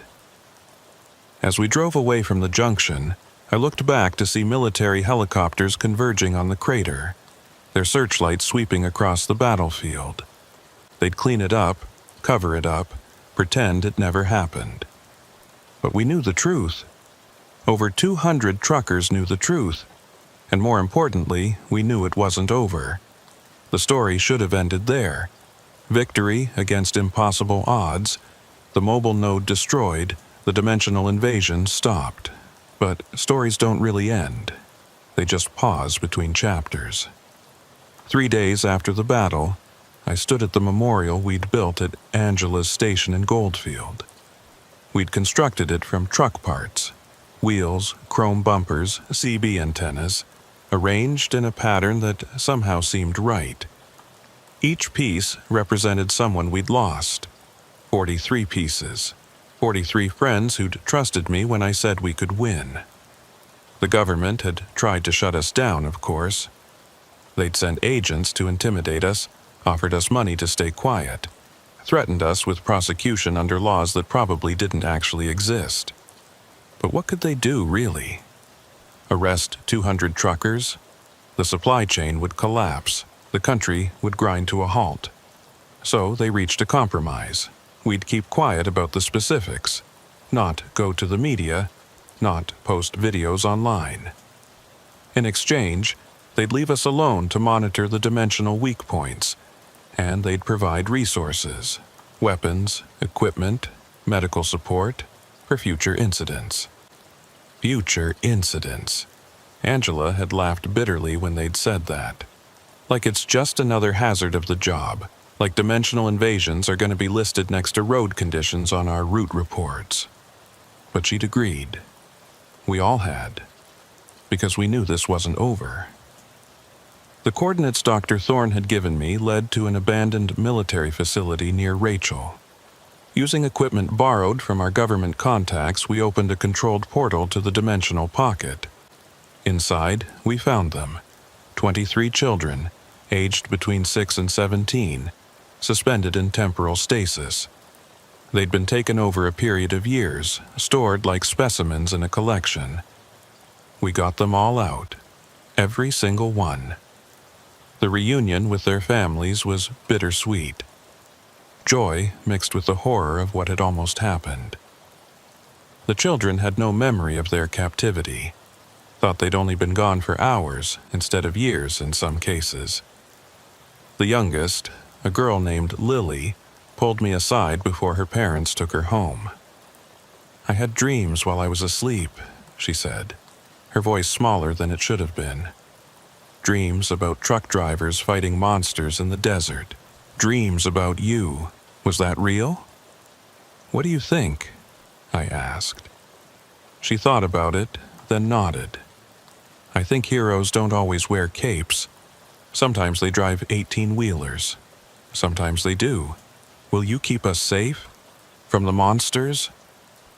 I wanted to lie to her, to tell her there were no monsters. that it had all been a bad dream, but she deserved the truth. Kids always do. "I'll try," I said. "We all will." But even as I said it, I knew the truth.